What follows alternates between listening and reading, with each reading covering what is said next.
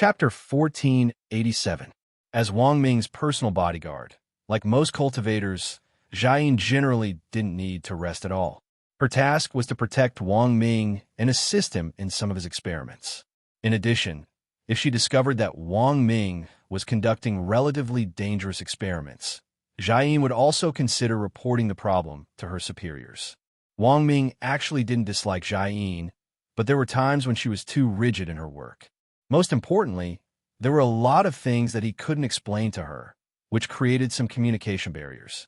Then, Wang Ming thought of an idea. He had specially invented the sleeping pod, a cultivation magic treasure that was slightly black technology. Although cultivators could go without sleep for a long time, their bodies would inevitably be distracted when they were constantly working, and over time, their spirit root might even be affected to some extent. There weren't too many side effects. It was nothing more than overdrawing on the body in advance, resulting in a drop in concentration, rough skin, and so on. Wang Ming's sleeping pod was a tool specially designed to deal with this kind of situation. Sleeping for 5 minutes in the sleeping pod was equivalent to sleeping for 24 hours and could quickly recharge a cultivator's batteries. Currently, the sleeping pods that Wang Ming had invented could be divided into the home type and the capsule type. The capsule type sleeping pod had already been put into military use. As long as it was placed on the ground, the capsule would automatically expand when it was shaken and then turn into a sleeping pod the size of a person. It was also a one-button operation to retract it, and it could be compressed back into a capsule by pressing a specific button. Wang Ming had now successfully applied for a patent on the sleeping pod. After the official announcement that it would be put into military use, there were a lot of orders from military factories, which was also Wang Ming's source of funding for his experiments. Just counting the orders from Huaxiao Nation alone, there were already several billion yuan. When he ran out of money, he would make some little gadgets to make a little money. That was all. As the most powerful brain, it had never been difficult for Wang Ming to develop new products. Of course, on the surface, he had invented the sleeping pod to serve the military.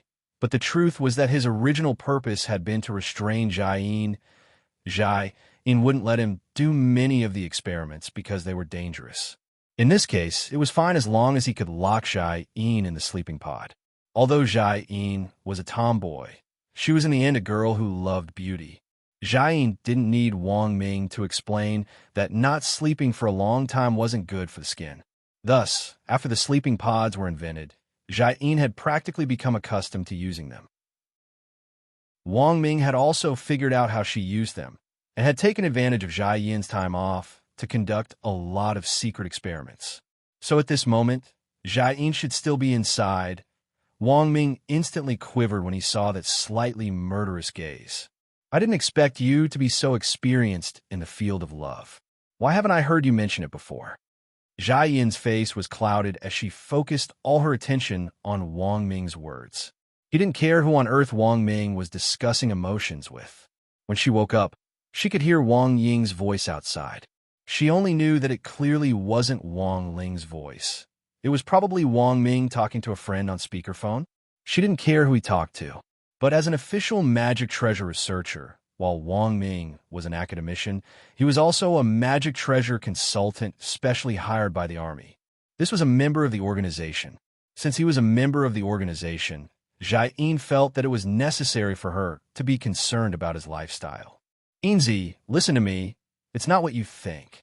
Wang Ming's forehead was already drenched in sweat. He didn't know why he was in such a hurry to explain these things to Jiayin.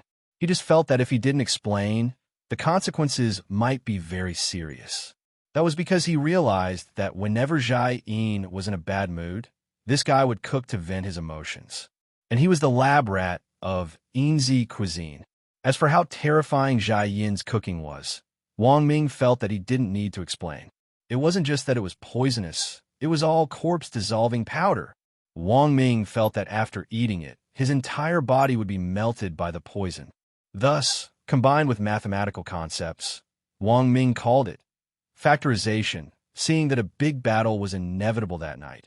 Wang Ling couldn't be bothered to put up with it, so he hurriedly left the lab and left Wang Ming alone. He wasn't worried that Wang Ming would die. In any case, Wang Ming now had the support of the Great Fortune spell. So even if Xiaoyin used force, there was a high chance that Wang Ming would continuously miss him. However, the effect of the Great Fortune spell would only last for a week. After this week, Wang Ming's life would presumably become very exciting. It was still Sunday, December 13th. At 8 o'clock that morning, Wang Ling sent Wang Ming a message to confirm whether he was still alive and well. Wang Ming was full of praise for the Great Fortune spell. "My boy, this move of yours is too strong. After you left yesterday, I was flustered and exasperated and used a set of Wing Chun boxing on me. But in the end, it didn't even hit me." He knew it would be like this. Wang Ling wasn't surprised by this outcome. He replied to Wang Ming in a few short messages. The gist of it was for Wang Ming to take it easy and not be too cheap, because the spell only lasted for a limited time. If he acted stupidly now, it would be Wang Ming himself who would suffer when the time was up. Wang Ling usually disdained using the Great Fortune spell on himself because it made his life very boring. And unless there was a special need for it, Wang Ling didn't intend to use it on other people lightly. For ordinary people, the Great Fortune spell might have a very good effect for a while, but if they got used to it, they would become dependent on it. In fact, it wasn't just dependence. Apart from Wang Ling himself, when anyone else used this spell, the effect of the increase in fortune would continuously decrease, and the more frequently it was used, the faster it would decrease. Wang Ming was a powerful person. With the blessing of the Great Fortune spell, it was like adding wings to a tiger and adding flowers to a brocade. But there was no need to use it frequently. On the other side, Lotus Sun slept for a very long time. When she woke up, she found herself lying on the big bed in the hotel's presidential suite, and Sun Yinger was next to her, taking care of her. "Rong Rong, you're awake? What's wrong with me?" The girl got up and looked at the bathrobe she was wearing, and couldn't help feeling puzzled. "Who helped me change?" "Ling Zhenren, of course." Sun Yinger smiled evilly. "You were too tired yesterday, so you fainted. Ling Zhenren brought you here to take a bath and change your clothes." "Classmate Wang Ling, this, how is this possible?" Lotus Sun covered her small mouth, her beautiful face pale. "I'm just kidding, of course it was me." Sun Yinger's face was full of grievance. "You know, Rong Rong, my waist isn't very good to begin with, but then again, are you looking forward to something?" Lotus Sun's face instantly burned to her ears. "I wasn't." Although she hadn't been able to get along with Wang Ling alone yesterday, when she saw the sack of milk candies he had left for her, she was still taken aback. Although there was regret in her heart, she was more happy and delighted. After accepting the sack of milk candies, Lotus Sun was in a great mood. Close to noon that day, the girl was about to check out at the front desk on the first floor when the elevator suddenly stopped on the third floor. When she opened the door, she saw Kimiya Ryoko and Ajwa standing at the elevator door in the same style of traditional Chinese clothing. Lotus Sun's expression was extremely astonished. As expected of Senior Jua, that was too fast. But the atmosphere at the moment seemed a little stiff. It wasn't until the elevator reached the first floor and she heard the ding sound of the door opening that Lotus Sun plucked up the courage to ask Kimiya Ryoko tentatively, "Classmate Kimiya, can I ask you a question?" "Go ahead." Kimiya Ryoko snorted. "Classmate Kimiya, have you already been won over by Senior Jua?" Then, Lotus Sun saw Kimiya Ryoko's originally calm face gradually change color. Chapter 1488. Hearing such a straightforward question, the expression on Ryoko's face instantly became extremely interesting. She and Ajwa had gone downstairs mainly to hand over the task with the female bodyguard called Junko. Next, Brother Wei and the other two would be watched by Junko as important tainted witnesses. It was supposed to be a normal handover of work, but Ryoko Kamiya didn't expect to run into Lotus Sun when she went downstairs. Furthermore, he was asked such a strange question. Strategy? What a joke! She would not be tricked by this flowery old liar. Ryoko blushed. In fact, she didn't reply directly. She just snorted and said, "Don't think that you can talk nonsense just because you helped me. Ajwa and I only have a normal working relationship." She crossed her arms and looked a little impatient. As soon as the elevator door opened, she slipped out. Lotus Sun gazed at the young girl's back. There was actually some faint panic under her calm exterior. Senior Ajwa, you really picked up a treasure. A smile hung on Lotus Sun's face. In her heart, she also felt that Ryoko Kuya was much cuter than she had imagined. Originally, she and Jyogon Ryoko were like fire and water, mainly because Lotus Sun was worried that Jyogon Ryoko would harm the youth in her heart. Furthermore, they might even come up with some kind of seduction plan to deal with classmate Wang Ling. This was absolutely not allowed to happen. But from the inquiry just now, Lotus Sun felt that perhaps even Ryoko herself hadn't realized that she had already fallen. He might not like Ajwa yet, but he definitely had a good impression of him. After all, Yoshiko was a person who liked to say one thing and mean another. Junior sister Lotus Sun must be joking. Ajwa smiled bitterly. The two of them stepped out of the elevator and walked very slowly with tacit understanding. I see that Senior Ajwa has no qualms about going after classmate Ryoko. It looks like you already know, right? Just a few steps away, Lotus Sun's probing question startled Ajwa. Junior sister Lotus Sun is referring to the 6 mothers-in-law I'll have to face in the future. Ajwa's eyes darted around as he feigned ignorance. Senior Ajwa, you're underestimating me too much. I could still find out about this.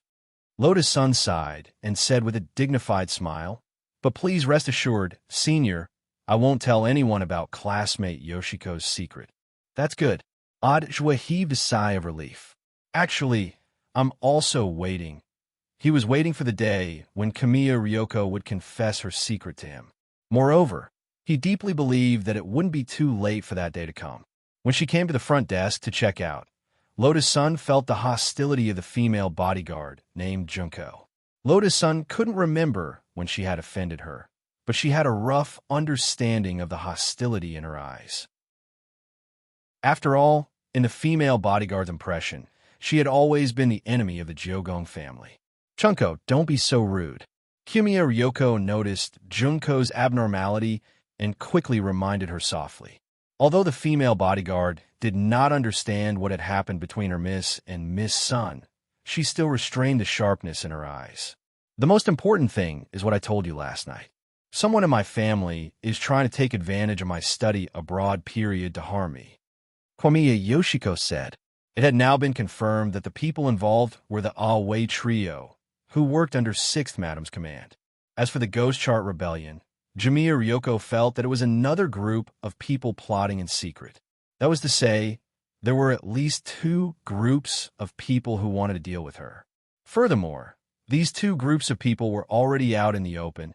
As for whether there were any other forces in the family who wanted to make a move against her, Kamiya Ryoko had no idea. She had come to Huashio Nation to resolve this foreign aggression. She had thought that after smoothly exposing Ajwa's matter, the Jyogon family would be able to gain a deeper foothold in the Huashio market. But Kamiya Ryoko had never expected that before this foreign aggression had been resolved, the family's internal problems would actually erupt ahead of time. Last night, Kamiya Ryoko had thought about it for a long time. She felt that it was more important to settle the Jyogon family's internal affairs first. If the Jyogon family fought endlessly, it would be useless even if she eventually won the Huashio market. If the family wasn't united, in the end, it would all be for naught. What was more, the new evidence that had emerged now suggested that the matter with Ajwa back then might have been a misunderstanding on the part of the Jyogon family. True combat strength wouldn't lie. Ajwa was indeed very strong. Kamiya Ryoko had already experienced this for herself. After assigning the basic tasks, Kamiya Ryoko went one step further and said to the female bodyguard in front of her, Junko, while you watch over Ah-Wei and the other 2, I'll hire a new bodyguard to be in charge of my safety for the time being.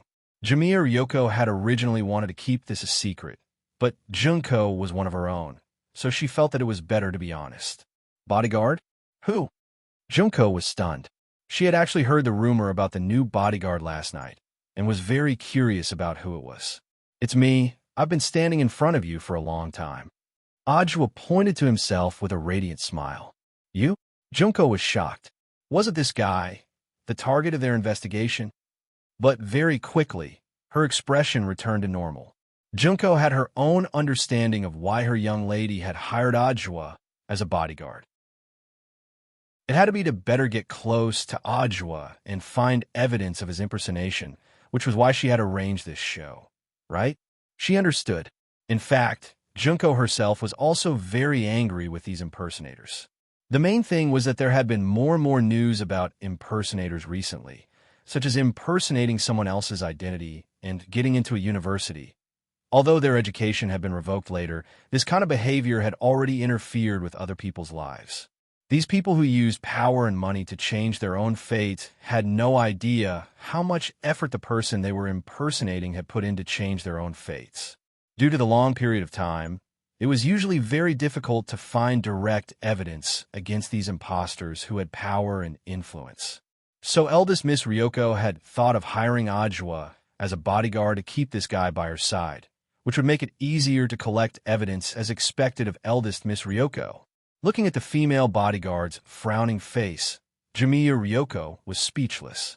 She had never doubted Junko's imagination, but faced with Ajwa and her current situation, Jimiya Ryoko indeed felt that it would be difficult to explain this complicated relationship in just a few words.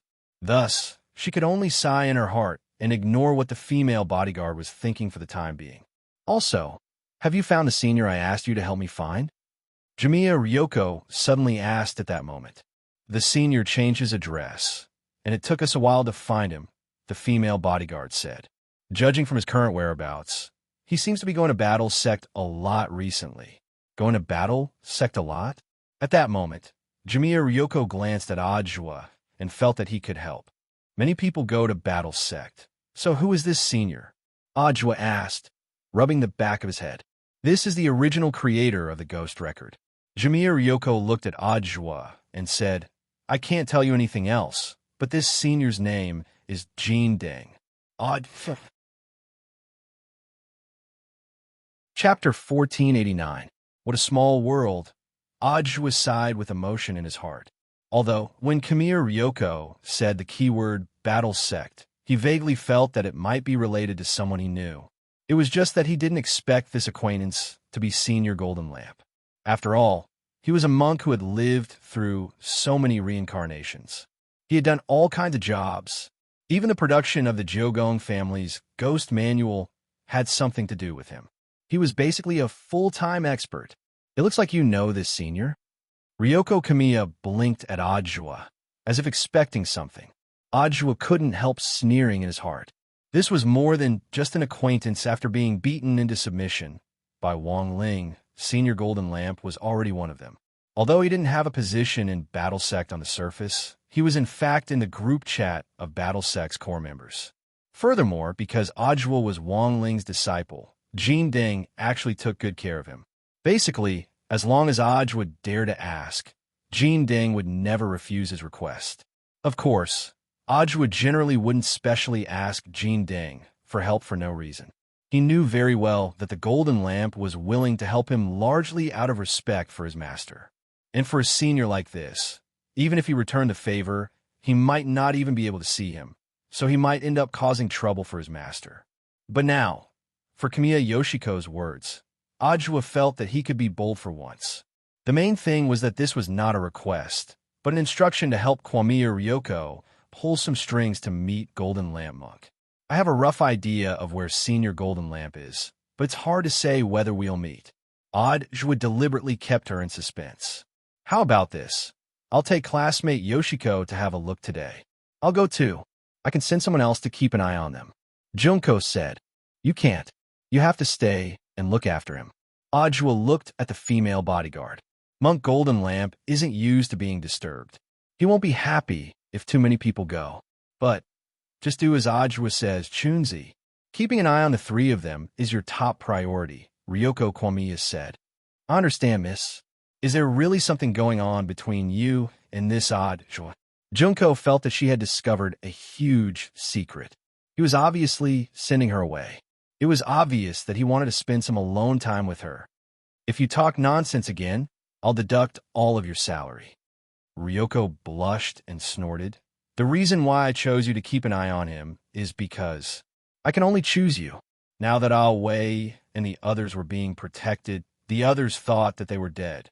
Such an important secret must be guarded by the person I trust the most. Am I the person whom young mistress trusts the most? Of course. The female bodyguard named Junko was helpless. She was moved by Kamiya Ryoko's words. She could only obey the order. I understand. Mississippi Junko won't let you down. Then, following Kamiya Ryoko's instructions, she obediently went to the front desk to re-register her identity. Ajua glanced at the female bodyguard's temporary ID card and passport from a distance. The name on both of them was Spring Grass Chungchun. From the beginning, he had felt that there was something wrong with this female bodyguard, but he just couldn't put his finger on it. When all was said and done, Ajua actually didn't want to doubt Kusa Shigeru's loyalty to Ryoko. But for the sake of caution, he decided to secretly investigate Junko's background. What are you thinking? Can we go now? At that moment, Ryoko Kamiya looked at Ajua expectantly. Nothing, I was just thinking about the name Spring Grass Chongshun, said Ajua. What's wrong with this name? Isn't the combination of Chao and Zhongdong? And Miss Junko's catchphrase seems to be, I understand. Ajua smiled. So, Miss Junko is your Kyugu family's king of understanding? Hearing this, Ryoko's mouth twitched. She felt as if she had heard a chilling joke. Do you think you're very humorous? Are you cold? Sorry. Ajua smiled apologetically. If he had the time, I'm afraid he would have already found Senior Golden Lamp. Kamiya, Ryoko sighed. You're in such a hurry to find Senior. Is it because you want to know why the replica Ghost album went berserk? Ajua asked. Yes. The copy I have has never had any problems before, said Ryoko frankly. But after what happened yesterday, this thing is like a ticking time bomb in my hands. Don't worry, we'll definitely find it. Ajua comforted the anxious girl and composed himself. And are you sure we're leaving now? Yes. Of course, the sooner, the better. But we haven't changed out of our clothes yet, have we? Ajua smiled. Of course, if you don't mind. I certainly won't mind classmate Ryoko and I wearing this couple's hanfu when we go out. Rogue, Kamiya Ryoko blushed. Flustered and exasperated, she stomped on Ajua's foot and fled upstairs to change her clothes. Following behind them, Ajua had a sour expression on his face. This stomp had been very comfortable. If she had stepped on him a few times while wearing black stockings, Ajua would have thought it would have been very interesting. After Kamiya Ryoko and Ajua left, Asakusa and Nakaharu officially took over the task of looking after Aoi and the other two. She would notice the slightest movement in the room diagonally opposite the door. According to the rules of the Witness Protection Program, Aoi and the other two weren't allowed to leave the room without a special request. They were staying in a 3-person suite, and the signal in the room was shielded. No communication magic treasure could send a signal out. Junko would be responsible for their meals. She would deliver their meals at a fixed time, and after they were done eating, she would take away all the trash. Of course, to ensure that Aoi and the other two wouldn't go crazy in the room, the TV in the room could be turned on as usual. Moreover, a game console had been installed in the room, so that they could play some standalone games that didn't require an online connection to pass the time. This was a very simple job, and even a little boring, but the advantage was that it was generally more leisurely. Reasonably speaking, Asakusa Nakaharu should be happy, but she didn't feel relaxed at all. She had wanted to go with Kamiya Ryoko to see Jean Deng earlier, because she had her own plans. It was absolutely right not to stay in a hotel at this time. Because Aoi and the other two were very important to Miss Ryoko, but now that she was forced to stay, even Asakusa Nakaharu herself didn't know what would happen next. She sat on the bed, hugging her knees, her thoughts extremely complicated. At that moment, her phone vibrated. Just like before, an unknown call made Asakusa Nakaharu's heart instantly jump. What's going on? It seems that you haven't reported the situation for 2 days in a row. Although the voice on the other end of the phone had been modified, it was still a person with a rough voice. Asakusa Nakaharu knew who was talking to her. She immediately fell into silence, and after a long time, she said, "Sorry, I asked for leave to go to the hospital yesterday, so don't make excuses." The person on the other end of the phone didn't bother to listen to her explanation. Ms. Junko, I hope you can understand your situation and position. Don't play tricks. I know. Very good. Now let me ask you, is Inoue Masahide still alive?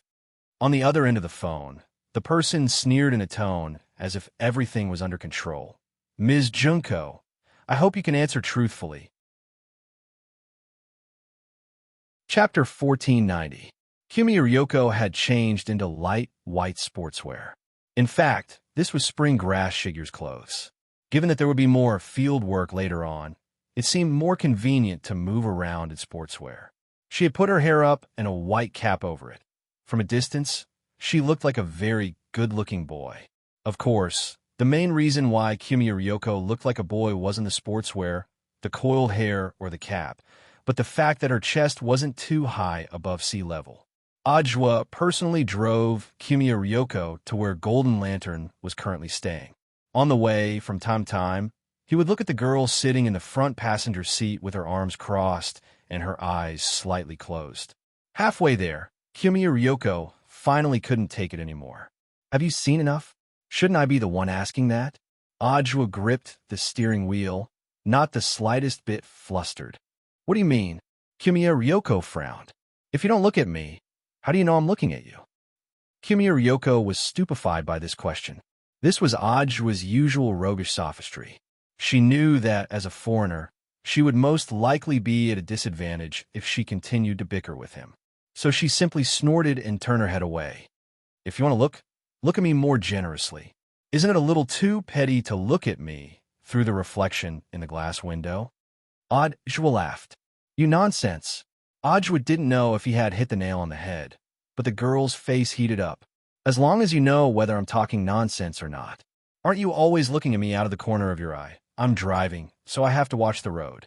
I can't help it. I can only look at you out of the corner of my eye. She was glad that the car was now passing through a tunnel. The environment inside was relatively dark, so her expression couldn't be seen, otherwise it would have been too embarrassing. Kumi Ryoko was a very good person at adjusting her mood. Even Lotus Sun couldn't catch up to her in this regard. The moment the car drove out of the tunnel, the girl's expression had already returned to normal, and she had that cold poker face again. Unfortunately, Ajwa sighed in his heart. He had never denied that he liked to tease Ryoko Kamiya. The main reason was that he deeply felt this girl's adorable side. But the problem was that Ryoko's emotions fluctuated quickly, and she also adjusted quickly. Sometimes, he really couldn't tell what the girl was thinking. How did you do it? Finally, he couldn't help asking. What? Your ability to control your emotions. Ryoko blushed. When I was young, I was a child star for a period of time. Oh, so you've dabbled in show business before? Ajwa was surprised. That's not right, but it doesn't seem to have been mentioned in your resume. Which TV series did you shoot? It's just an advertisement. Ryoko Kamiya frowned slightly, seemingly unwilling to face her past. Then why didn't you consider continuing? It's not like you've grown ugly.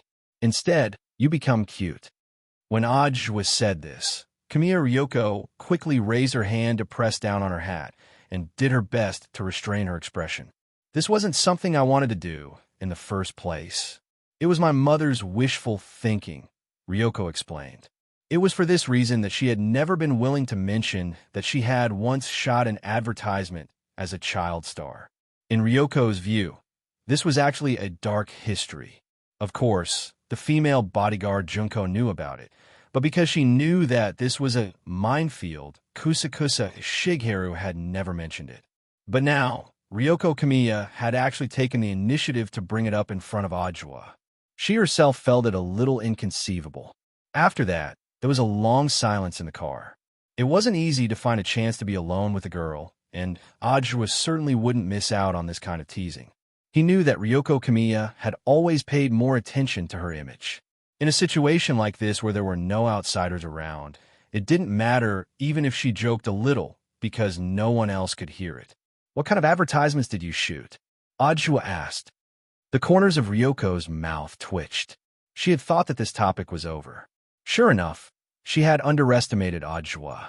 This old liar was obviously doing it on purpose. None of her business. She clenched her little fists, the expression on her face changing like the energy indicator light on Ultraman's chest. "It's not a serious advertisement, is it?" Ajwa deliberately sounded her out. "Of course it's serious. It's a lifestyle advertisement. It's something that every family uses." Ryoko Kamiya was excited, but then realized that she had let the cat out of the bag. A lifestyle advertisement? Ajwa thought for a bit. Toilet paper? Roll paper? This was the first answer that came to his mind. After all, these two things were essential for a single man. Late at night, having toilet paper as a companion was also the romance of a man living alone. Seeing that the girl's expression didn't change much, Ajwa knew that he had most likely guessed wrong and hurriedly corrected himself. "It's not a birth control product, is it? I was so cute when I was little. Anyone who saw me would want to have a few more. How could I endorse a birth control product?" After saying this, Ryoko Kamiya realized that Ajwa had once again gotten information out of her. This was a detective skill that Ajwa had learned from old Liang of Songhai, First Prison. Ajwa himself hadn't expected that it would actually be useful in love. As he drove, Ajwa suddenly laughed as he gripped the steering wheel. "I know. The advertisement you're endorsing isn't for something like diapers, is it?" After all, this was an advertisement that Ryoko Kamiya regarded as a dark history. This was the only type of advertisement that Ajwa could think of. What was an advertisement for baby diapers like? An ignorant baby, in a situation where he didn't know anything. The image of a naked baby crawling around on a soft cushion while the staff teased him with laughter. Just thinking about it made him feel ashamed. This time, Kamiya Ryoko buried her head in her knees, looking autistic. Listening to Ajwa's laughter as he tried not to laugh, she finally jerked her head up and looked at him with an extremely gloomy expression. "If you dare search, I'll never talk to you again." "Don't worry, I won't," Ajwa comforted her. In fact, that was exactly what he was thinking a few minutes later. He was driving up a mountain road. "What is this place?" "I've already contacted Senior Golden Lamp." Senior Golden Lamp is cultivating in seclusion deep in the mountains these days. When the car was halfway up the mountain, there was no longer a path for cars to go uphill. This was an abandoned observation deck that hadn't been visited for a long time. Because there had been countless accidents here, the road had already been closed long ago. Ajwa could only park the car on the side and choose to walk up the mountain with Ryoko. Is Senior Golden Lamp really in a place like this? This is Mount Wind and Thunder. Because of its unique geographical environment, the top of the mountain is sometimes shrouded in thunderclouds. But for cultivators, it's a good place to temper their bodies, because there's a certain chance of being struck by lightning. Dubiously, Ryoko followed Ajwa up the mountain road. Monk Golden Lamp was nowhere to be seen, but his voice could already be heard. The girl was instantly dumbfounded. It sounded like an exorcism chant. "Great mighty dragon of heaven, revered Ksitigarbha, Daluo Dharma mantra, Prajna Buddhas, Prajnapata mantra, flying dragon in the sky, go." After reciting the chant, Ajwa and Ryoko saw a 3,000-foot thunder dragon scurry into the cloud from the top of the mountain. Chapter 1491. When this thunder dragon shot out of Golden Lamp Monk's palm, it stirred up all the dark clouds in the sky, twisting them together like fried dough twists. In a flash, thunder roared in the sky, accompanied by a dragon's roar. By the time Ajwa and Ryoko reached the top, the mountain top, which had been covered by dark clouds, was now a dazzling scene of sunlight shining through the clouds and fog. Monk Jean Deng's palm had completely depleted the thunderclouds that had accumulated in this area. But Mount Wind Thunder had a special environment, and it was an unusual phenomenon for sunlight to shine here. The bright scene was temporary, and in less than half an hour, it would be covered by a large number of dark clouds again. Ordinary people wouldn't dare set foot in a dangerous area covered by heavenly thunder like this, and Golden Lamp Monk naturally didn't care. He could even withstand the thunder of primal chaos, to say nothing of this insignificant nature. The reason why he had chosen Mount Wind Thunder was actually because he was practicing his brand new palm technique, the Great Mighty Heavenly Dragon. It was a palm technique that could condense the power of nature and transform it into spirit power, thereby creating explosive lethality. Golden Lamp Monk had tried many ways to condense the power of nature, but in the end, he had found that natural thunder was the best for enhancing the power of his palm technique. Of course, compared with the monk's other more lethal palm techniques, the great mighty heavenly dragon was in fact a long way off. In Golden Lamp Monk's own judgment, this palm technique could only be regarded as his basic palm technique, but there was indeed a need to study it. The main thing was that Golden Lamp Monk had realized that his palm technique was too powerful. Although the persona of a holy monk with one palm was very handsome, there was a small chance that he would make a mistake when faced with a mission to capture someone alive. He had clearly wanted to capture someone alive, but in the end, he had sent them away with one palm, which was very embarrassing. The Mighty Heavenly Dragon was a new spell that Monk Golden Lamp had developed based on his current situation. Apart from the fact that he could adjust its power, the more important thing was that this spell could allow the monk to capture any ghost alive on Earth with 100% certainty. You are Senior Golden Lamp. Kyryoko hadn't expected that Odd Jewel wouldn't lie to her this time. He had smoothly led her to this legendary great senior who had developed the Ghost Manual. There was clearly some excitement on her face. She had wanted to kneel down in a grand salute, but the moment she bent her knees, Golden Lamp Monk helped her up. "Miss, you don't have to be so polite." Tyrant smiled. His bright and clean head was reflecting light under the direct sunlight. Komiya Yoshiko was stunned. She suddenly felt that Golden Lamp Monk was much kinder than she had imagined, and he looked younger than she had imagined. "Senior, do you know me?" Ryoko Komiya asked. "Of course, you're a child of the Jiogong family." Jin Deng said, "The old master of the Jiogong family used to be my old friend, and the ghost record I gave him back then was actually the proof of our friendship. Then you must know about me, Senior?" "Of course. Mr. Joie and I are also good friends. Before he told me, I already knew that you were coming to find me." A few short words shocked Komiya Yoshiko. Monk Golden Lamp's foresight was even more amazing than she had imagined. What surprised the girl the most was that this great senior, who had done their Jiogong family a favor, actually seemed to have a deep friendship with Odd Joie. So now Komiya Ryoko felt that she was completely confused.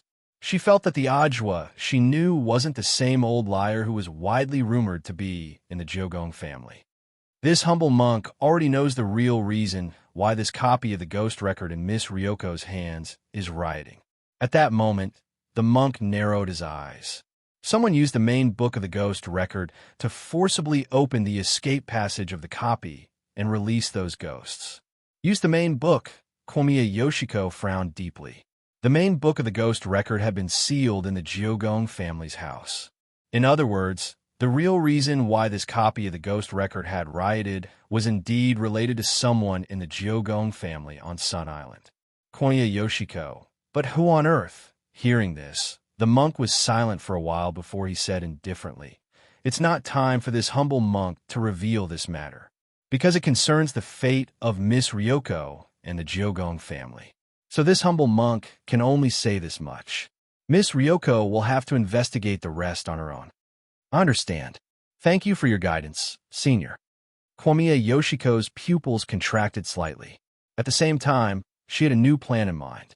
To deal with the internal affairs of the Jiogong family, she had to deal with them first.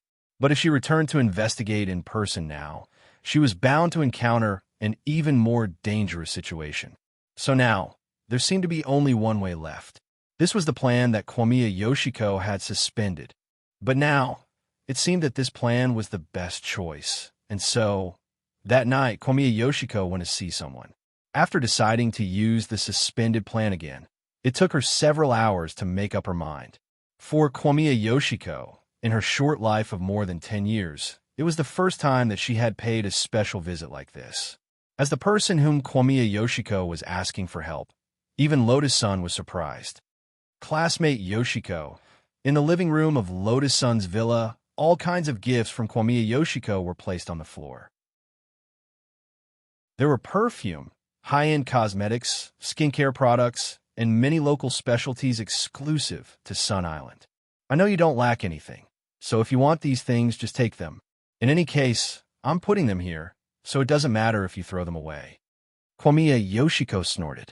Classmate Yoshiko, since it's a gift from classmate Yoshiko, of course I'll cherish it.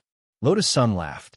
After understanding Kwamiya Yoshiko's personality, she was no longer surprised by some of the girl's harsh and rude words, because these words had to be heard in reverse. Since you've accepted my gift, does that mean you're willing to help me? Kwamiya Yoshiko had a hopeful look in her eyes. I have to hear what kind of help it is first. Lotus-san smiled. If classmate Yoshiko is here for breast enhancement, there's nothing I can do. You speak as if you're very old. Kwamiya Yoshiko snorted. I'm older than you, classmate Yoshiko. Lotus-san smiled. She was deliberately testing Kwamiya Yoshiko's sincerity. In the end, to Lotus-san's surprise, the girl in front of her didn't get angry because of these words and seemed to really want something from her. I didn't come to you for this. Kwamiya Yoshiko composed herself and looked at Lotus-san. After a moment of hesitation, she slowly said, I want to ask classmate Lotus-san to pretend to be me and return to the Kwamiya family. Why are you asking me? Faced with such a request, Lotus-san was surprised.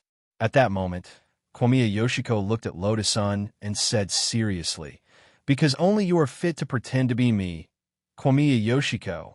Is that so? Suddenly, Lotus-san smiled. It really wasn't Senior Odd Joie's suggestion. In fact, just half an hour ago, Lotus-san had received a text message from Odd Joie explaining Kwamiya Yoshiko's plan in detail. The first sentence at the beginning of the message was, Mistress, I beg you. Chapter 1492. He had Lotus-san disguise herself as him and return to Sun Island to solve the clan's internal problems. Ryoko Kamiya really didn't have much confidence in whether Lotus-san would agree or not. While everyone in the Jiogong family thought that she was still studying in Huashio Nation, the fake Jiogong who was pretending to be her suddenly appearing in the family would definitely throw those people who were secretly plotting against her into chaos. And this transformation trick was something that Ryoko Kyuya had thought of from the beginning. She knew that someone in her family was trying to make a move against her, so she made a plan in advance. This was a good way to lure the snake out of its hole. It was just that Kwamiya Ryoko didn't expect that the people in the clan would be so eager to make a move on her, so the whole plan had to be carried out ahead of schedule. According to the original plan, Ryoko intended to let Junko play herself, but unfortunately, the plan couldn't keep up with the changes things had developed to this point, which was obviously not what Ryoko Kwamiya wanted to see. Human nature was complicated, even more complicated than the ghosts recorded in the ghost register. I see. After listening to Kamiya Ryoko tell her everything she knew, Lotus-san nodded slightly. So, classmate Ryoko, you've already noticed that there's something wrong with the female bodyguard called Kusakusa Shigeru, right? Yes. The expression on Ryoko's face was a little melancholy. But it was only after I came to Huashio Nation that I learned the exact information. So, the plan to let Junko disguise herself as me and return to the Kyuga family to lure the snake out of its hole has to be changed. Why did she betray you? Maybe it's because he was threatened. What I know is that Junko has a sister who is not related to her by blood. Kamiya Ryoko said, it should be her sister who was kidnapped. From the looks of it, it was similar to the Sixth Madam. The Sixth Madam's family was a well-known underworld family on Sun Island. But we don't have any concrete evidence yet. Do you need help? No. In fact, Junko's sister has been successfully rescued by us, Kamiya Ryoko said. Since you knew there was something wrong with Miss Junko, why did you still send her to the hotel? Lotus-san asked. Hearing this, Ryoko frowned slightly. Junko watched me grow up. She's like a sister to me. He is indeed the person I trust the most. If she really wanted to kill me, she actually had a lot of opportunities to do so. But Junko never did it. So you still believe in her. Will the witness protection program leak out? This is the final test. Kamiya Ryoko said, the other party is still hiding the fact that Junko's sister has been rescued and intends to continue to threaten Junko. Won't be discovered. We just need to use the videos that were recorded in advance. If we change the time slightly, Junko will still be kept in the dark unless we reveal the truth. One last question. At this time, Lotus Sun sighed slightly and said, "According to the original plan, Junko disguised herself as you. In order to avoid suspicion, are you going to find someone to disguise as Junko?" "That's right. There's actually someone who can impersonate Junko. But just now, Ajwa suggested that I replace him. Substitution? Who should we replace?" "Senior Golden Lamp. Ajwa told me that you also know the senior." "Lotus Sun. He said that Senior Golden Lamp had played the role of a woman in order to experience the sufferings of the mortal world. Also, with Senior Golden Lamp accompanying you, your safety can be guaranteed." In fact, when Kamiya Ryoko learned that the monk had been a cross-dressing big shot, her young heart had also collapsed. Senior Golden Lamp. This was one of the great seniors she respected the most in her life. Who would have thought that such a lofty and imposing image would actually be destroyed by one sentence from Ajwa? That was the whole story from beginning to end. Lotus Sun still didn't know whether Kamiya's plan would be carried out smoothly or not. But just the thought of the monk pretending to be Junko and staying by her side was a very beautiful scene. After all, Lotus Sun had Mysterious Sea's battle strength to back her up, so she had nothing to fear at all. But now, she was more afraid of laughing out loud at that moment. Lotus Sun couldn't help sighing with emotion in her heart. Senior Golden Lamp was too righteous. For the descendant of an old friend of the Kamiya family, he didn't hesitate to sacrifice himself to this extent. He was worthy of being the supreme Buddhist monk who had seen through the world of mortals, the strongest holy monk on earth. Such a great senior could go to this extent. So what reason did she have to refuse? In fact, Lotus Sun had already thought through the matter of agreeing to Kamiya Ryoko's request when Ajwa had sent her a text message begging her. Because overall, Kamiya Ryoko was someone who could be developed. If she could rope her in, she wouldn't have to worry about her investigating Wang Ling in the future. Helping Kamiya Ryoko would not only solve student Wang Ling's worries, it would also eliminate her own concerns about Kamiya Ryoko. This was the best of both worlds, and Lotus Sun felt that she had no reason to refuse. According to Kamiya Ryoko's plan, she would pretend to be Kamiya Ryoko, and Monk Golden Lamp would pretend to be the female bodyguard Spring Grass Chongchun. But this alone was far from enough, because they didn't have to pretend to be Kamiya Ryoko from the beginning. They would have to act according to the circumstances after landing on the island. If they directly went to the island in disguise from the beginning, their goal would be too obvious. Thus, they needed a cover story. Ajwa had already thought of this for Kamiya Ryoko. On the night that Kamiya Ryoko visited Lotus Sun's villa, almost at the same time, Ajwa also paid a visit to the Wang family's small villa. Wang Ling had just ushered Ajwa into the bedroom, and the moment the door closed, Ajwa instantly knelt on the ground and drifted toward Wang Ling with inertia. Then he hugged Wang Ling's thigh tightly. "Shifu, disciple, I beg you, you must go to the Sun Island exchange program. Disciple's happiness for the rest of his life is in your hands, Shifu." Wang Ling. There were 3 places in total for the Sun Island exchange program. In fact, this was Ajwa's special cover for Kamiya Ryoko's transformation plan to proceed smoothly. Because it was essentially for investigation purposes, the exchange quota could only be decided internally this time. That was to say, as a participant in the transformation plan, the monk would be the new teacher Fire Ding as the lead teacher for the inspection. Lotus Sun would also occupy one of the exchange quotas as a cover. Accompanying teachers didn't count, so there were still 2 places left for the exchange program. At that moment, Wang Ling rubbed his chin in thought.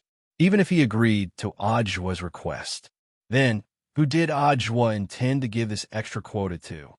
"Shifu, don't worry about the remaining quota. It's fine as long as you agree," Ajwa said. "Mr. Wang Ming said he wants to go." Wang Ling was stunned.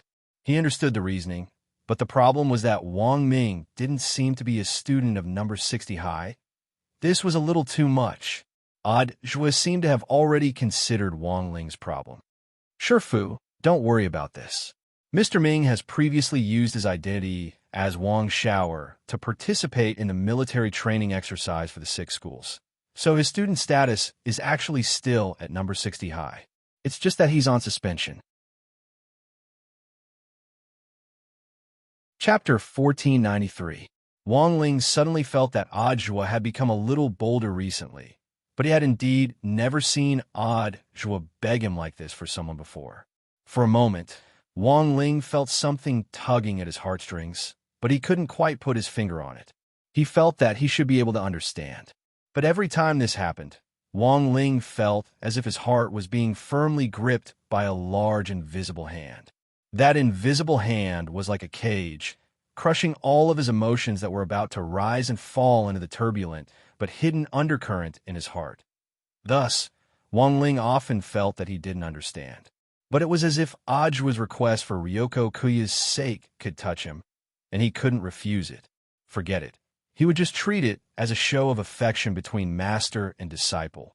Wang Ling's heart was actually very complicated, but he still found a reason to agree to Ajua's request, giving up all his strength for the person he liked.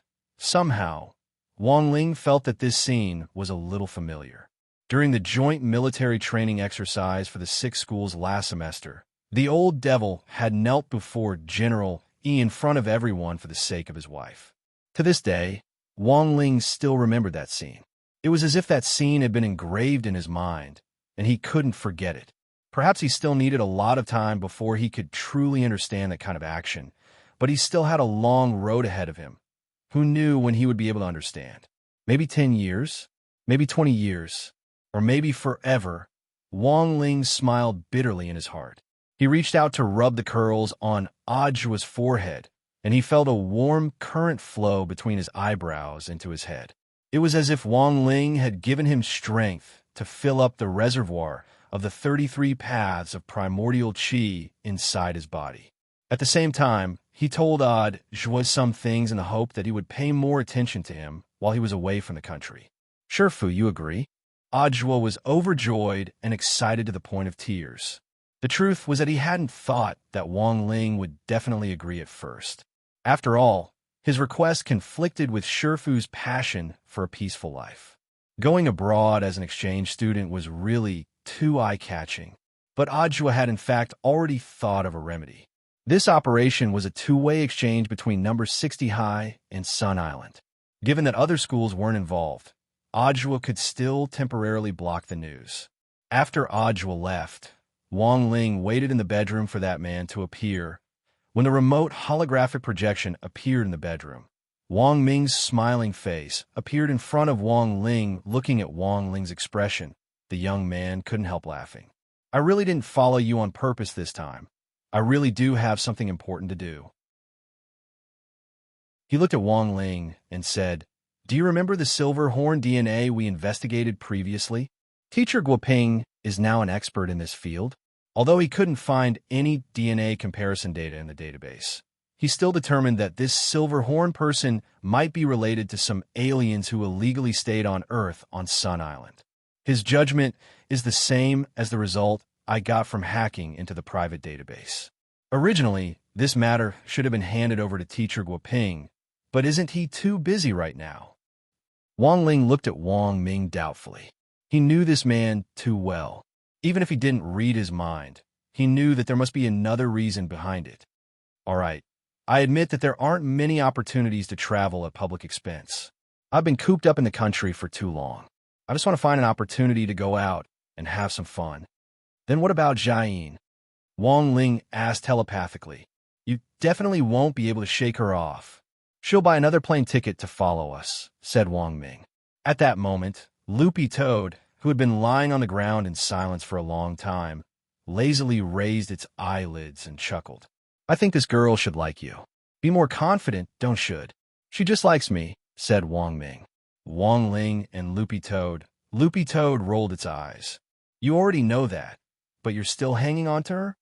I'm doing this for her own good. Also, I think it's probably impossible for me and Jiayin to be together, Wang Ming sighed. I used the brain deduction technique to calculate our compatibility, but it's really too low. There's only a very small chance that we'll end up together happily. Saying this, Wang Ming raised a finger. You only have a 10% chance? Asked Loopy Toad. Wang Ming shook his head. No, 10%. Wang Ling and Loopy Toad, Wang Ming's smile gradually faded. Maybe I really am not the one she's destined to be with. If Jiayin is with someone else, she might live a happier life. On the other side, news of the Sun Island student exchange program had also reached the Jiogong family.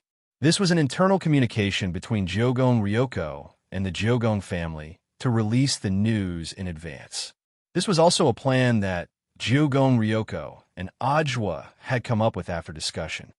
Is number 60 high going to send 3 students over, Ryoko?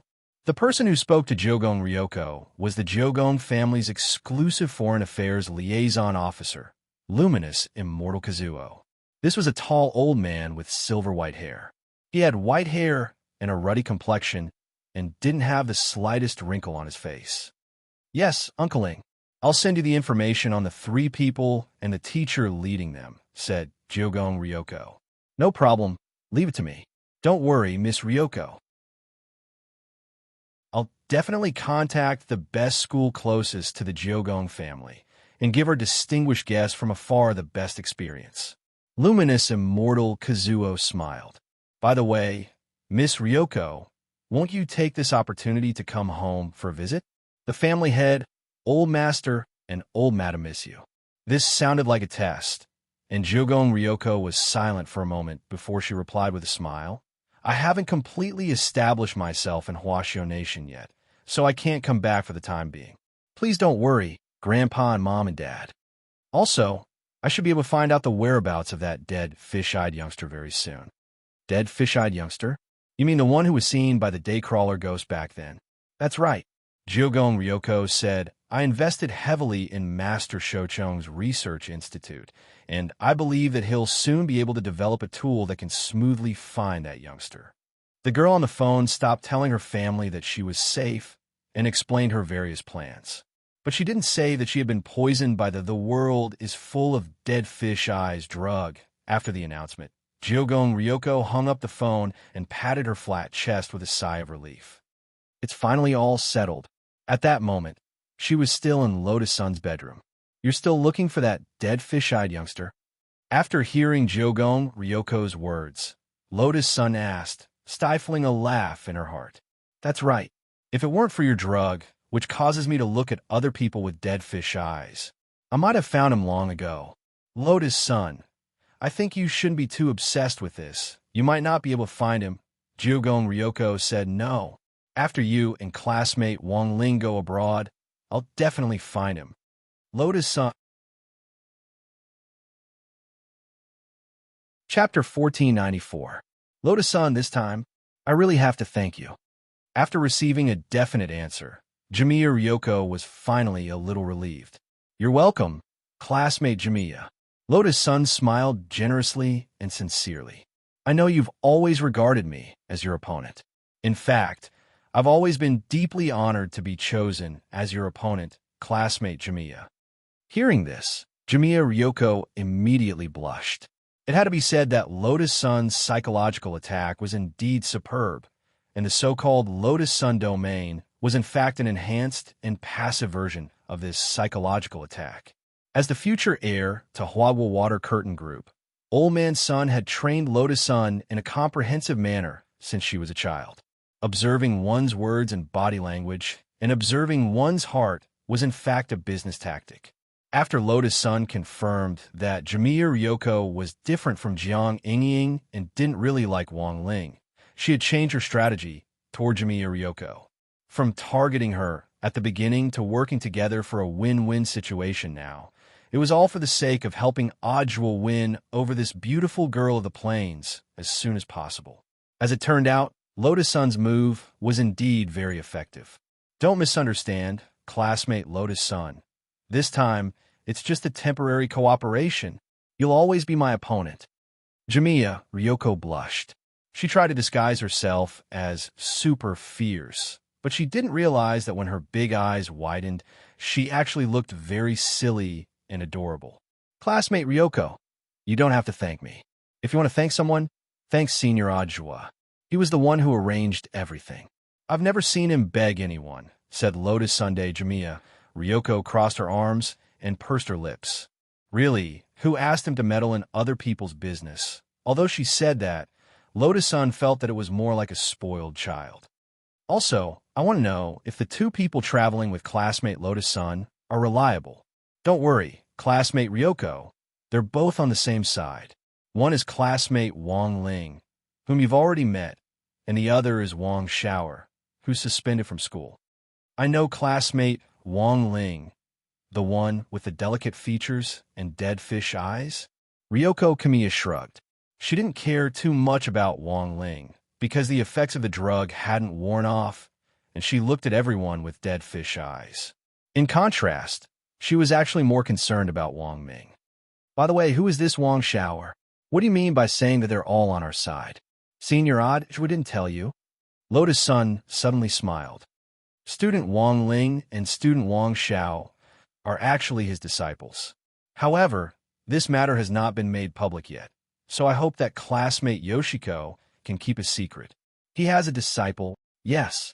Lotus-san said, Senior Ajwa is so awesome. Of course he has to choose the right person to inherit his mantle.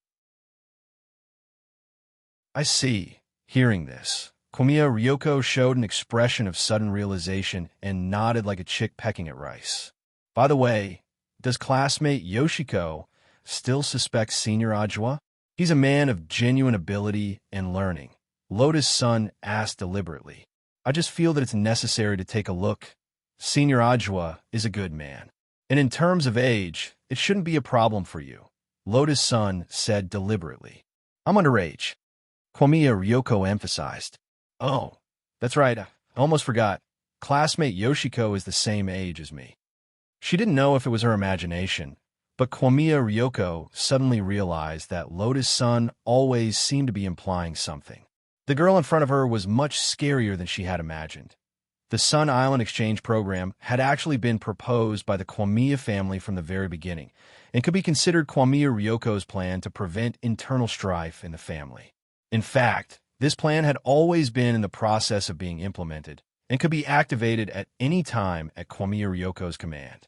No one had expected Komiya Ryoko to be so meticulous at such a young age, and she hadn't expected her plan to be put to use so soon. If it was possible, Komiya Ryoko hoped that she would never have to use this plan for the rest of her life. That night, Komiya Ryoko closed her eyes as she tossed and turned in bed, thinking about a lot of things.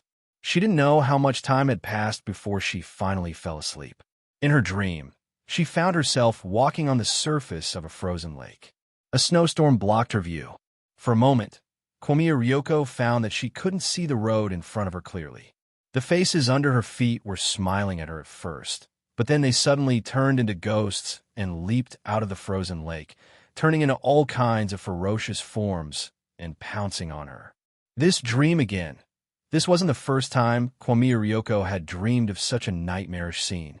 She silently stood in the snowstorm, watching these ghostly faces attack her body. She let them turn into masks that were difficult to tear off, layer by layer, covering her pure white face.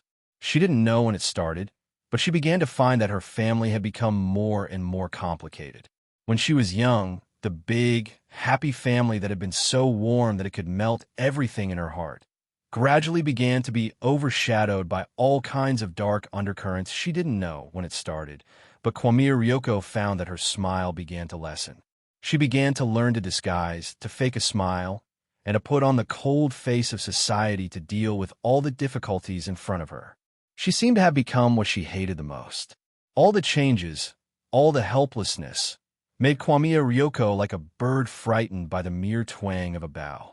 She lived carefully as if walking on thin ice, and in this doomsday scene, Komiya Ryoko walked for a long time. It should be over soon. She estimated the time of this nightmare in her heart, feeling that she was about to wake up. But what the girl didn't expect was, for the first time, her doomsday nightmare actually had a follow-up. At this time, just as she walked alone on the ice, enduring the impact of the snowstorm and the ghostly faces. A ray of light suddenly pierced through the scene in front of her. In an instant, the snowstorm dissipated, and there were no clouds for thousands of miles. The sun shone on the frozen lake, and those annoying ghostly faces all evaporated one by one, completely disappearing. Classmate Ryoko. The familiar voice made Kwamiya Ryoko instantly look in the direction of the voice. And at the end of the voice was a man standing on the riverbank, waving at her and smiling at her. At that moment, Kwamiya Ryoko felt as if her heart had been struck by something, like shedding dead skin. The facial makeup on her face peeled off her cheeks layer by layer, and then turned into fine powder. She looked at the person in front of her in disbelief, and was about to step forward when the dream suddenly shrank. When Kwamiya Ryoko woke up, it was already the next morning. After waking up, the girl hugged her knees like a frightened little hedgehog and trembled as she curled up on the bed for a long time. She had actually dreamed of Ajwa. She was crazy. Chapter 1495. On Monday, the 14th of December, 2 people from number 60 High School's Grade 1, Class 3 were absent. One was Wang Ling, and the other was Lotus Sunday. Among those in number 60 High School who knew that Wang Ling and Lotus Sun were about to leave the country, there were actually Gu Xunji, Wang Zhen, and the others. They were now core members of Battle Sect, so they could still find out. According to Teacher Pan's official explanation, Wang Ling and Lotus Sun were sick, so they needed to rest at home for a while. If it was anyone else who disappeared, there probably wouldn't be too many people paying attention, but when these two disappeared together, people's imaginations ran wild. Sick together? And applying to rest at home at the same time? The rest of the class might believe this, but Super Chun and Hirogwa didn't believe it so easily. No way it really happened? The two buffoons looked at each other with marvelous expressions on their faces. On the ancient street of cultivation culture, they had slipped away in advance and deliberately left some space for themselves. They had thought that they would make some progress, but who would have thought that it would be so fast? In just 2 days, they were already in the hospital. Abortion. They immediately thought of a scene that often appeared in TV dramas. Hirogwa, Li Yue, and Super Chun had set up the Ling Rong Assist discussion group. They were discussing the situation enthusiastically. You guys are too dirty. What are you thinking? Who says that going to the hospital has to be an abortion? Besides, how can it be so fast? Li Yue said crossly. Then if it's not an abortion, is it possible that Wang Ling couldn't restrain himself and wanted to be a beast for once, and then someone found out and broke his leg? Even Hiro Gwa himself didn't quite believe it when he said this. The probability of this indifferent piece of wood becoming a beast was almost zero. If he had, he would have done it long ago. Back at the Shao family compound, they had plenty of opportunities to be alone. I don't think Ling Zi is the kind of man who would do that kind of thing. At that moment, Super Chun suddenly typed, but the two of them disappearing at the same time and taking sick leave is indeed a little interesting. I think there's more to it than meets the eye, said Li Yue. The main reason was that the 3 of them had sent private messages to Wang Ling or Lotus Sun asking about the situation, but hadn't received any replies. This situation was indeed a little inconceivable. However, they knew Old Pan very well. As a meticulous gold medal teacher, Old Pan basically wouldn't help others lie to them. From the looks of it, someone more senior than Old Pan must have planned and organized something, and then called Wang Ling and Lotus Sun out. Could it be studying abroad? At that moment, Super Chun suddenly said, I remember that when foreign students came to our school in the past, there seemed to be a student exchange program. Isn't there going to be a new student in our class this time? It's possible. When Hirogwa and Li Yue saw Super Chin's words, they immediately nodded like chicks pecking at rice. So you're saying they're actually on a honeymoon abroad? Li Yue's mouth twitched. At that moment, Hirogwa couldn't help laughing. Honeymoon is an exaggeration. Can you call it a honeymoon when it comes to cultured people? That's called learning. Li Yue said, Yes. Study. He. Super Chun chimed in. He. After some discussion, Super Chun and the others seemed to have an answer. They were Wang Ling's best brothers, and even if they knew something, they would only rot in their stomachs and wouldn't say a word. However, Super Chun and the others weren't the only ones who had doubts about this matter. On this day, Jiang Yingying wasn't in a good mood either. She looked anxiously at Wang Ling and Lotus Sun's empty seats and felt that something was up. When school was almost over, Jiang Yingying used the same trick again and blocked Super Chun and Hirogwa at the school gate. Classmate Jiang, please let me go. I really don't know where Lingzi is. Hirogwa raised his hands in surrender, while Super Chun loyally stepped forward and shielded little fatty Guo behind him. I know that you have a good impression of Lingzi, but there are times when you really can't force things. As Wang Ling's best brother, your behavior isn't just troubling for us, it's also troubling for classmate Wang Ling. Super Chun spoke very seriously, and Jiang Yingying stared blankly at him. The girl lowered her head, her face flushed red. She was probably embarrassed and was reflecting on herself. Seeing Jiang Yingying's nose twitch as if tears were going to fall in the next second, Super Chun hurriedly relaxed his tone and said as gently as he could, "Actually, classmate Jiang Yingying, I've always wanted to ask, do you really like classmate Wang Ling?" Jiang Yingying's mind instantly blanked at these words. Of course I know. What I want to ask is, do you like Lingzi's literary talent? Or do you like him? Super Chun smiled. Although I've been single for a long time, I more or less know a little about relationships. At our age, it's actually very easy to mistake good feelings, friendship, worship, and the like for like. You just read one of Lingzi's essays and said you like him.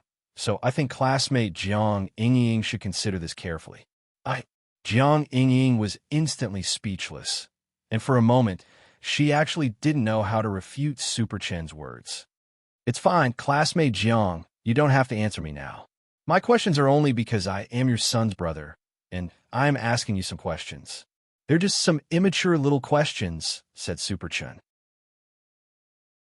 Actually, Super Chun himself didn't know why, but his mouth seemed to be getting better and better at talking. Especially since the beginning of this semester, it seemed that his ability to organize his words had been strengthened. To be more precise, it should be after the math class with a new vice principal, teacher Hu Ding, had started, Jiang Yingying was powerless to answer the series of questions. She stopped asking about Wang Ling's situation, and with a slightly dazed expression on her face, she walked to the bus station. Aren't you going too far? Super Chun frowned and was a little worried. Let's follow behind and send classmate Jiang Yingying back first. Her condition is indeed worrying, said Hirogwa. Just like that, the two of them discussed and secretly followed Jiang Yingying. At that moment, Wang Ling and Lotus Sun were going through the relevant procedures to go abroad at the same place. Because he had to be present in person, Wang Ling had no choice but to participate in this matter himself. Actually, this wasn't Wang Ling's first time going abroad. The main thing was that it was his first time going abroad according to the official procedures, because he had habitually used teleportation before. Theoretically speaking, Wang Ling had already entered other countries illegally several times. Furthermore, he had repeatedly jumped around, and no one could do anything to him. Huasho Cultivation Entry-Exit Administration. At that moment, Wang Ling, who was taking a passport photo, ran into a new problem. Classmate Wang Ling, can you smile for a bit? The female police officer who was taking the passport photo raised her SLR camera and looked at Wang Ling as she asked. Wang Ling grinned. The female police officer didn't know whether to laugh or cry. Why do you smile like you're crying? Wang Ling, female police officer, come, copy me. Isn't Kushuan handsome? Wang Ling, female police officer, don't keep silent, just copy me. I'll take the photo. Wang Ling, but I can't lie, female police officer. Chapter 1496. Almost all of Wang Ling's ID photos had a dead look on his face, as if he had nothing left to live for and had yet to wake up. He lacked the temperament of a sunny teenager, which was probably a problem that was hard for Wang Ling to change. This had directly led to him being labeled a melancholy teenager since he was young, which was different from that kind of abstinence. Who knew if it was because of his dead fish eyes, which directly made him look a little hollow. In junior high, Wang Ling remembered that he had been given a very excessive nickname, Young Master Kidney Deficiency. Wang Ling didn't know where this nickname had come from, but he couldn't be bothered to pay attention to this kind of childish behavior. Essentially, giving people nicknames in school was also a kind of violent behavior. But the truth was that the nickname incident in junior high didn't last long. At that time, a lot of people really felt that Wang Ling was weak and deliberately ran over to pick on him to bully him. For example, when Wang Ling was in the bathroom, they would rush out of the single cubicle in the back and violently take pictures of him. For example, when Wang Ling was in the bathroom, they would rush out of the single cubicle in the back and violently take pictures of him. This guy could really be called young master kidney deficiency, which young master kidney deficiency could grow into a space-cracking throne. After another 10 minutes or so, the female police officer finally gave up completely, just like those photographers who had been keen on taking smiling ID photos. Such a good-looking young man was actually an autistic teenager. What a pity. She stared at Wang Ling's ID photo with his paralyzed face and sighed emotionally in her heart. In fact, not all police officers who took ID photos had this kind of patience.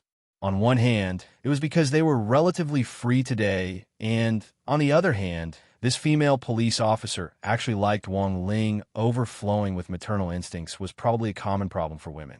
When she saw Wang Ling, it was as if she was looking at her own son. They were also about the same age. I think it's pretty good. On the side, Loda's son was overjoyed and instead thought that Wang Ling was very cute. Pretty good. The female police officer laughed. Sure enough, beauty was in the eye of the beholder. The next person to take an ID photo was Loda's Sunday. In fact, Loda's son had had a passport for a long time. In addition to taking a new passport photo, she had also come to apply for an extension. Sorry to trouble you, police officer's sister. Facing the camera, the girl's performance was very natural and natural. Her smile was not stiff at all, just like those celebrity models who were used to taking photos. This ID photo was taken smoothly and was far smoother than Wang Ling's. The young girl's skin was so good that even the policewoman was envious. She clearly hadn't retouched the photo, but it was as if she had turned on a beauty filter. While helping Loda's son make a new passport, the policewoman glanced at the old photo on Loda's son's passport. Then, he was shocked by the dazzling array of stamps from various countries on the passport. Wow, you've been to so many places. In the end, she was the young miss of Huagua Water Curtain Group and had seen a lot of the world. The female police officer sighed inwardly. Money really limited people's imagination to a large extent. Perhaps most people would never be able to experience what the life of a rich person was like in their lifetime. In the process, Wang Ling saw the photo in Loda's son's old passport. The Loda's son in the passport was an adorable little girl. He already had a passport in primary school. Wang Ling was startled. No wonder Loda's son had specially come over today to replace the photo. The difference between primary school and high school wasn't insignificant. And for some reason, staring at this photo of Loda's son as a primary school student, Wang Ling felt a sense of familiarity in his mind. It was as if he and Loda's son had met by accident a long time ago, but that memory had already become blurry. Wang Ling guessed that it might have been a casual encounter. As a result, he and Loda's son hadn't noticed each other. By the time everything was ready, it was already close to evening. The boarding time was on Tuesday, December 15th, which was 8 o'clock tomorrow morning. As soon as he stepped out, he saw Ajwa obediently waiting at the door in his own car. This was Ajwa's private car, and it could already be considered a relatively low-key model. Today, Ajwa had actually taken Wang Ling and Loda's son around all day to go through all kinds of procedures. The passport was already the last step. Logically speaking, the issuance of passports actually wouldn't be that fast, but with Ajwa's official involvement, they had gone through the green channel. It was the same for visas. As long as Ajwa, number 60 high school, and the Jiogong family on Sun Island got in touch, there wouldn't be any problems with visas. It could be said that everything was ready now, except for the final push. As Wang Ling and Loda's son approached the car, Wang Ling suddenly noticed the dainty Jiogong Ryoko sitting in the front passenger seat through the window. The girl had changed into her very familiar gothic dark clothes. She crossed her arms and frowned, and no one knew what she was thinking. "Come, my disciple, get in the car." Ajwa greeted Wang Ling enthusiastically with a smile on his face. Wang Ling sighed silently. He wasn't angry. In any case, it was all an act for now. Since Ajwa had helped him so much, Wang Ling didn't think it was a loss for him to be called his disciple. Furthermore, he also hoped that Ajwa and Jiogong Ryoko would really become a couple. This girl Jiogong wasn't easy to deal with. If she became an enemy, it would be very troublesome. Opening the car door, Wang Ling stood obediently to one side and politely let Lotus Sun take the seat first. Then he got in from the other side. Jiogong Ryoko glanced at Wang Ling through the rearview mirror and seemed a little dissatisfied with this disciple. "You're such a rude disciple? You don't even greet your Shifu?" Holding the steering wheel, Ajwa's foot trembled when he heard Jiogong Ryoko's question. Halfway through the car, he abruptly slammed on the brakes, causing Jiogong Ryoko's head to bump forward. Jiogong Ryoko was hit, but because she was wearing a seatbelt, it didn't hurt much, and she was just a little frightened. "Can you drive?" "If you can't, I'll drive." She felt aggrieved. Every time this happened, Jiogong Ryoko would think of her disappointing flatland. If it was big enough, it would be 2 airbags. It would be good to cushion it. "You'll drive? Are you an adult?" Ajwa chuckled. It sounded like a casual remark, but there was in fact a hidden meaning behind it. Behind the scenes, Wang Ling and Lotus Sun could vaguely hear it. They all knew what Jiogong Ryoko's secret was. Ajwa hadn't said it on purpose. He just felt that Jiogong Ryoko was a little hostile toward Wang Ling, so he had said something quick-witted to make Jiogong Ryoko pay attention to it. Sure enough, after he said it, the girl in the front passenger seat became a lot more well-behaved. She just turned her face away and looked out the window, as if she was sulking. In fact, she was also conflicted in her heart about whether Ajwa had discovered her secret. But what I said just now was probably unintentional. Jiogong Ryoko comforted herself on the way. "Junior sister Lotus Sun, you have to leave first thing in the morning tomorrow. Tonight, it's my treat. What do you want to eat?" Ajwa asked after the atmosphere had turned awkward and the car was silent for dozens of seconds. "Wang Ling and I are fine," Lotus Sun replied with a smile. She knew that Wang Ling wasn't a picky eater, so she didn't have to worry about what he ate. In any case, with Wang Ling's physique, it was really hard for him to get fat. Even if he ate too much, he could rub it off. "Okay, I know a good barbecue place." Ajwa nodded, then turned to look at the sulking girl next to him. "What about classmate Jiogong? Can you take it? Who wants to eat barbecue? They'll get fat." Jiogong Ryoko murmured. "Classmate Jiogong is already so thin. Why are you afraid of getting fat?" "I don't think it's a big deal for a girl to get a little fat, as long as the fat goes where it belongs," Ajwa said with a smile. Hearing this, Jiogong Ryoko's eyes instantly lit up, but then she quickly calmed down. The girl snorted and turned her head to look out the window. Whatever you want, the atmosphere had probably been saved. Seeing this scene, Ajwa breathed a sigh of relief in his heart and couldn't help sighing at his own difficulties. Shifu and his wife were in the back seat, and his future wife was next to him. This was indeed a lot of pressure. After all, he and Jiogong would really be together in the future. In addition to that father-in-law who had been flirting everywhere, there were still 6 mothers-in-law in front of him. The 4 of them arrived at the barbecue place without a hitch. Ajwa didn't want to reveal his identity in public, so he wore sunglasses and a cap that kept his hair down. Jiogong Ryoko was amused by his comical getup. After taking a seat, Jiogong Ryoko suddenly realized a problem. That classmate Wang Shower and senior Golden Lamp. Aren't they coming? They'll meet up at Songhai International Boat Yard tomorrow morning. Don't worry about them, Ajwa said. The main reason was that Wang Ming's approval to go abroad was more troublesome.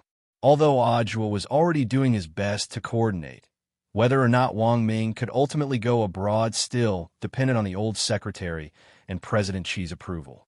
After all, Wang Ming's job this time was to investigate aliens, which could be done even if Wang Ming wasn't needed. There were so many alien experts and scholars at the Magic Treasure Academy of Science, so it didn't really matter who they sent.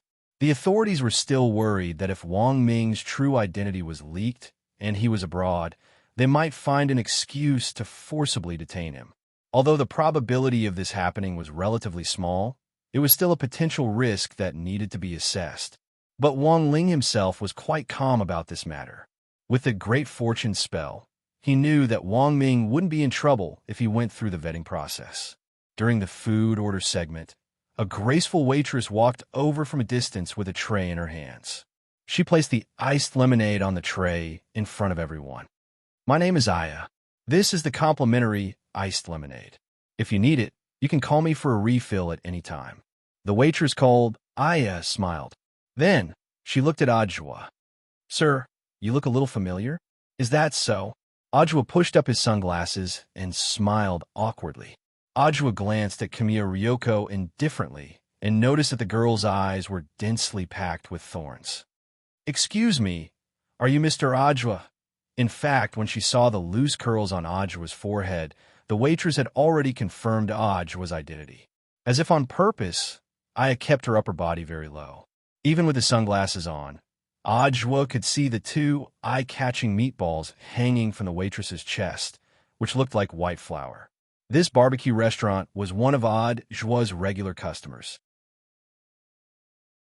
Although he usually tried to disguise himself, most of the waitresses in the restaurant knew it was him and usually wouldn't make such a big fuss about nothing. This Aya was clearly new, and for a moment, Ajwa felt a little helpless. Since he had already been recognized, he could only admit it. So Ajwa took off his sunglasses and made a shushing gesture at Aya. "You're right, but I hope you can keep your voice down. I understand." The waitress looked excited. It was only at that moment that Kamiya Ryoko realized that she seemed to have underestimated Ajwa's popularity. To be recognized in a public place while in disguise, he was really like a celebrity. Furthermore, most of the people who could recognize him were true fans who had been following him for a long time. This Aya didn't stand on ceremony. She took out her phone on the spot, set it to selfie mode, and then set the beauty level to the highest. "That, Mr. Ajwa, can I take a photo with you?" She was very obedient and didn't disturb the other diners. She kept her voice very low, shy, and a little numb, and then pretended to pull up the collar of her uniform. This scene immediately caused Wang Ling to obediently turn his face away.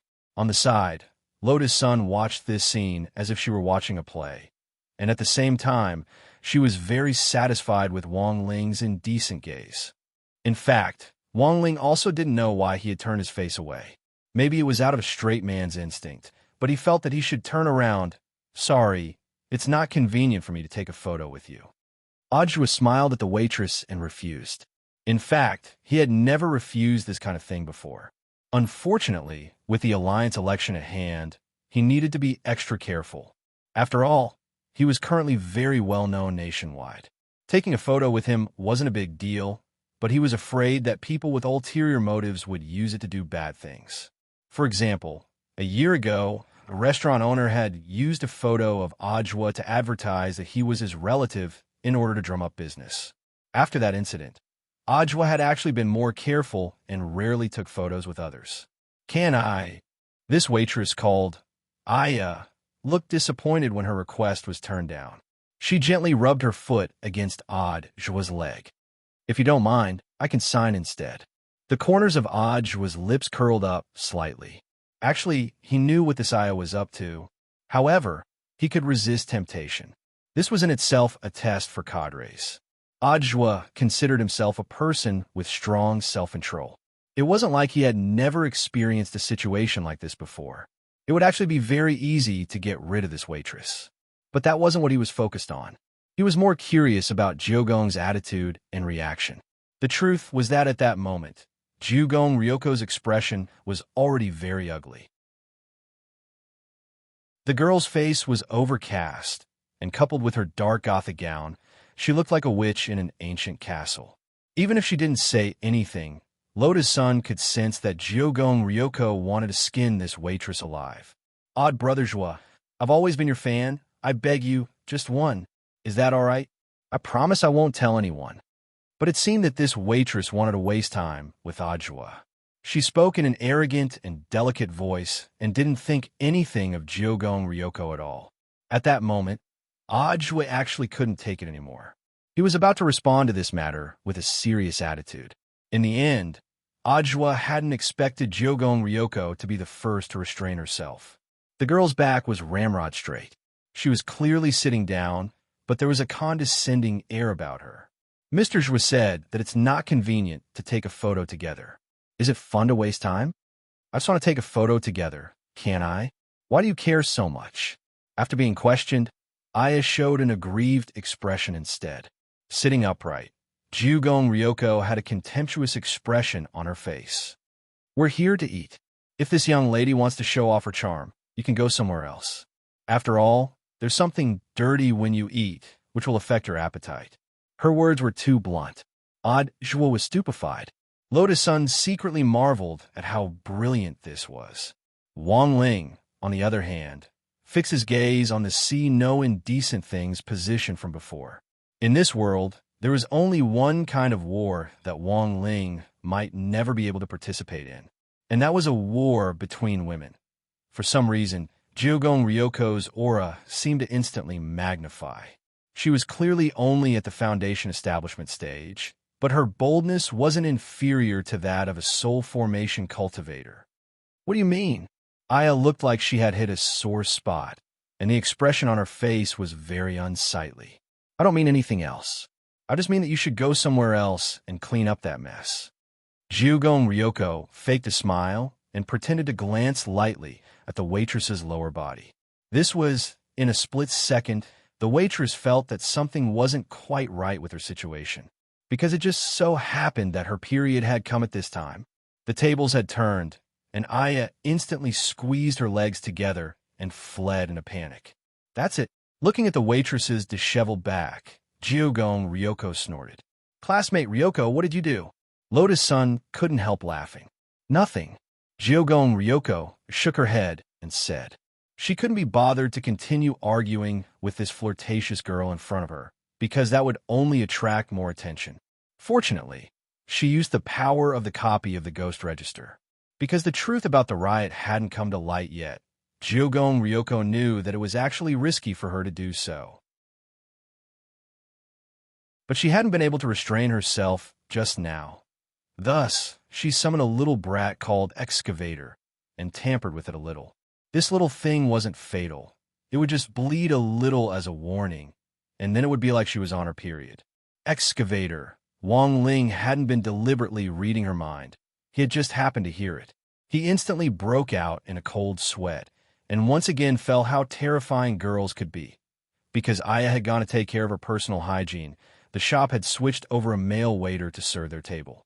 They didn't have to roast the meat themselves. The waiter had been professionally trained and knew exactly how long it took to roast different parts of the meat. Seeing that the new waiter was called Little Light, Jugong Ryoko instantly felt a lot more at ease.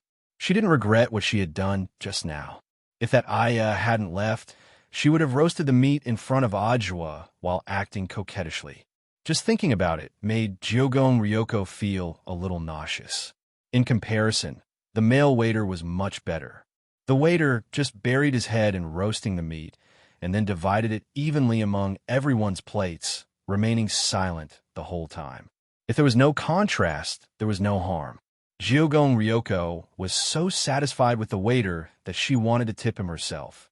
As she chatted and laughed with Lotus Sun and Ajwa, Jugong Ryoko suddenly noticed that the waiter was roasting an oxtail. His movements were very skillful. Who knew how many times he had been roasted before to have such experience? After being smeared with a special sauce, the oxtail was roasted fragrantly. Jugong Ryoko blinked as she looked forward to the waiter cutting off the tail after it was cooked. In the end, the waiter directly picked up an entire oxtail and put it directly on Ajwa's plate. Mr. Zhua, try this. This is our shop's signature roasted oxtail. It's a special gift. Ajwa was puzzled. A gift? This waiter called Little Light blushed endlessly. Actually, I'm also a fan of Mr. Zhua. I've been following you for a long time. I've always liked you very much. The waiter rubbed his head and smiled foolishly. Was this a confession? Or was it a boy? Wang Ling was so scared that he dropped his chopsticks. Classmate Wang Ling, don't move. I'll help you pick them up. Lotus Sun was also very frightened.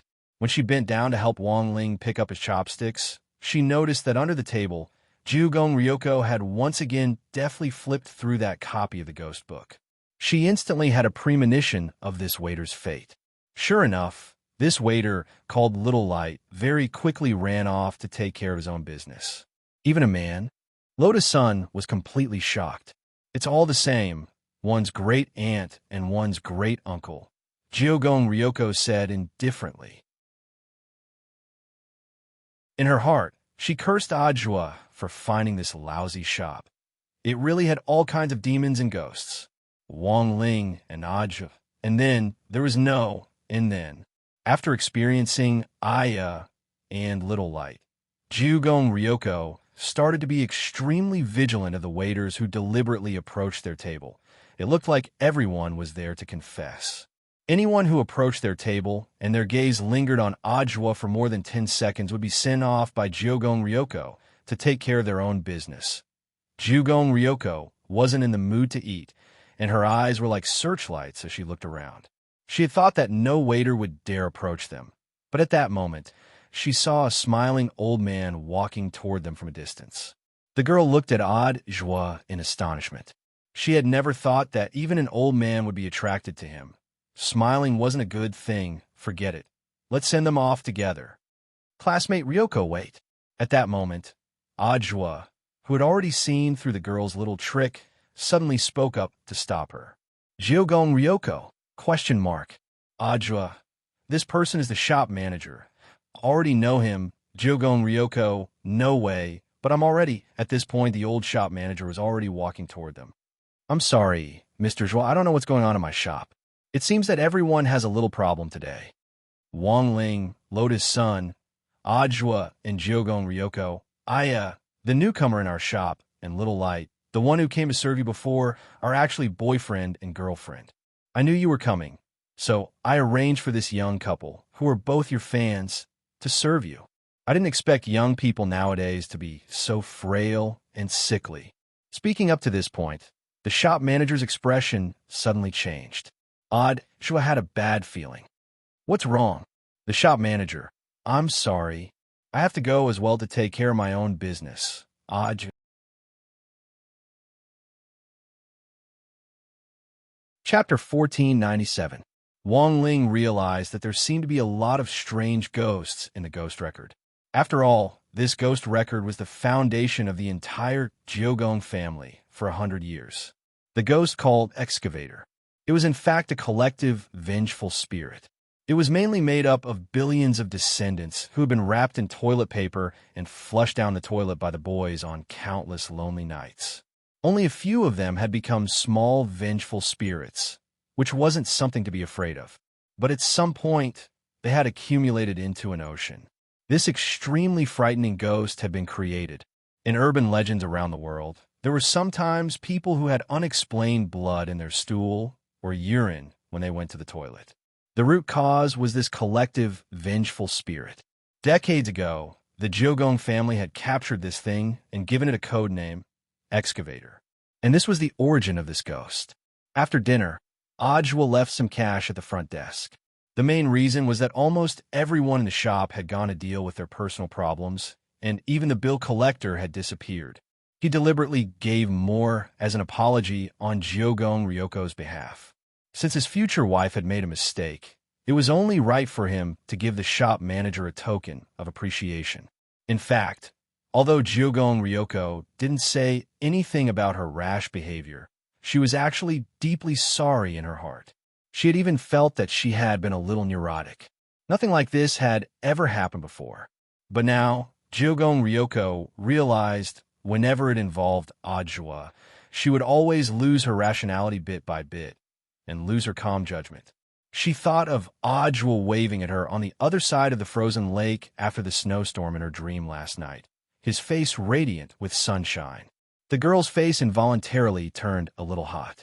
She sent Wang Ling and Lotus-san back separately. In the passenger seat, the girl who looked like she was taking a nap with her eyes closed suddenly made a growling sound in her stomach. The scene was a little awkward. Tonight's dinner had been too noisy, and Jiogong Ryoko hadn't had a good meal. Furthermore, because she had overused the ghost, she had become even hungrier than before. Jiogong Ryoko had wanted to put up with it for a little longer and order a midnight snack when they got home. But her stomach had failed to live up to her expectations at that moment. Hungry, Ajwa raised his eyebrows and asked, "Do you want to go for a midnight snack with me?" Kwamiya Ryoko knew that Ajwa must have noticed that she was pretending to sleep. After thinking for a while, he opened his eyes. Roadside stalls are not clean. Who said I'm taking you to eat at roadside stalls? Ajwa said, I can make it for you myself. Kwamiya Ryoko was surprised to hear this. You can cook? Of course. When I was in the basic army, I worked in the cookhouse for a while. Ajwa smiled confidently and said, Of course, it's a little late now. If you want to go back and rest, I can send you back now. If you want supper, follow me to the staff apartment. But I'm afraid it'll be midnight by the time we finish this supper. It's not good for the development of underage girls. These words made Ryoko curious silent. She swallowed the saliva in her mouth. She didn't know if it was because she was looking forward to Ajwa's cooking or because she was really hungry, but she felt a little conflicted. You've always been a straightforward person. Is it really that difficult to make a decision? Holding the steering wheel, Ajwa withdrew his gaze and deliberately didn't look at Kwamiya Ryoko's red face. Is it because you heard that we're going to my apartment that you thought of something else?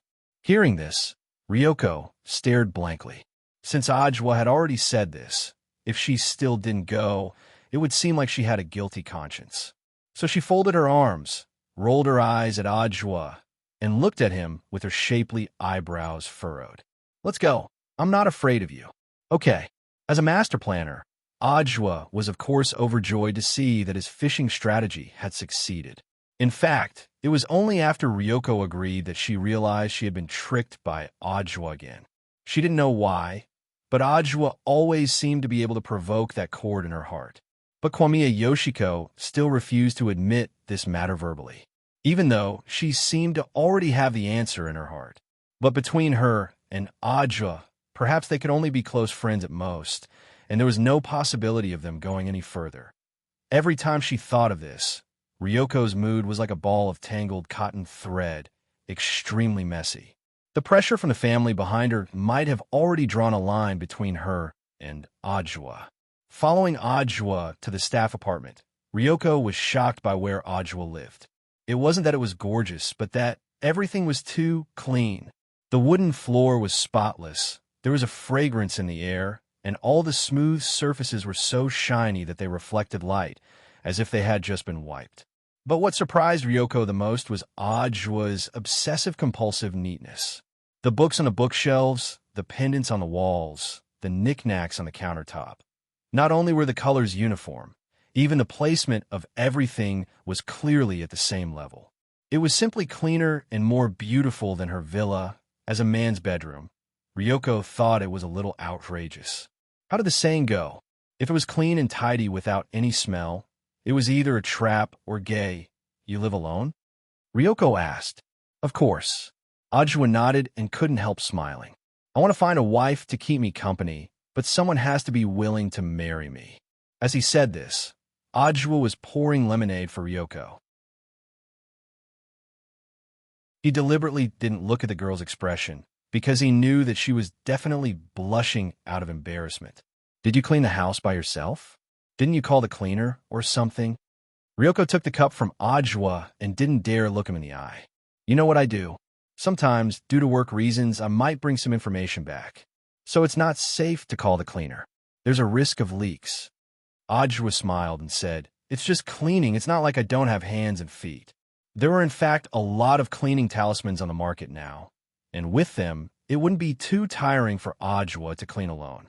Ajwa's family wasn't bad to begin with, and he had always pursued a clean, orderly, and ritualistic life.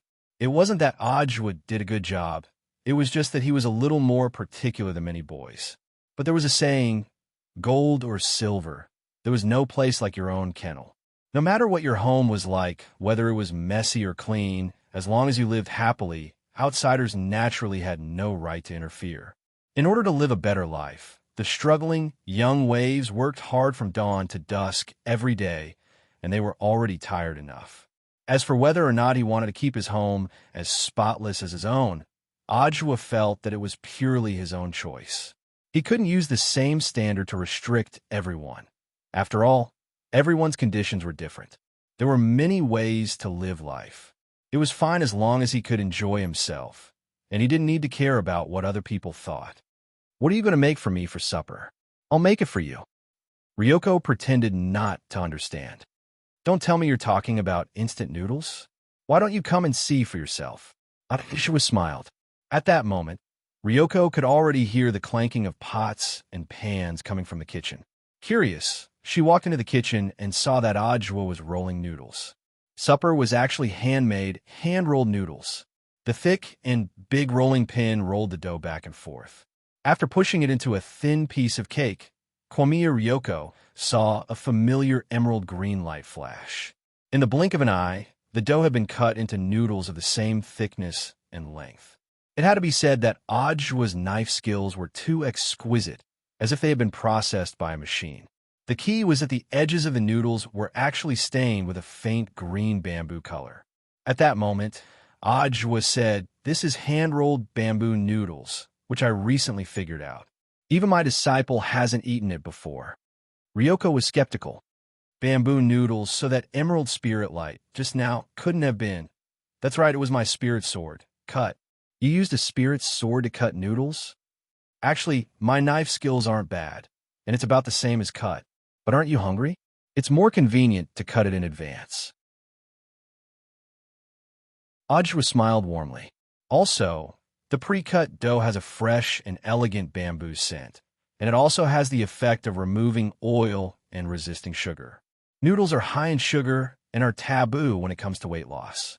But with this, you don't have to worry about getting fat no matter how much you eat. Ryoko instantly understood. Ajwa had actually done this for her own good. It could fill the stomach and wouldn't make her fat. For supper, this bamboo noodles could simply be called perfect. In order to dispel Ryoko's doubts about his knife skills, Ajwa left out a hand when it came to cutting the ingredients for the hand-rolled noodles. Holding the kitchen knife, the knife moved rhythmically like a shadow on the chopping board. In a short while, the shredded cucumbers and carrots were cut and placed together, their alluring color greatly increasing one's appetite. While the noodles were cooking, Ajwa started another pot to prepare the special minced meat sauce for the bamboo noodles. Ajwa was astonishingly proficient in these movements. If Ryoko hadn't seen it with her own eyes today, she wouldn't have believed that Ajwa actually had this side to him. In modern cultivation society, a man who could cook and knew how to cook was a plus. She felt that Ajwa, who was meticulously cooking the bamboo noodles, was glowing from head to toe. "You actually know how to cook. I told you, I worked in the basic kitchen for a while." Ajwa smiled. He really didn't need to lie about this. His experience in the basic army back then was in fact far richer than Ryoko could imagine. The army's iron discipline, strict military management, and all kinds of training, whether it was spirit sword training, long-range magic weapon training, physical training, or cookouts.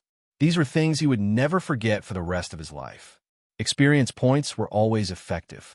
For Ajwa, those experiences back then were the best training ground for him to become a man from a boy. And it was precisely because of those experiences.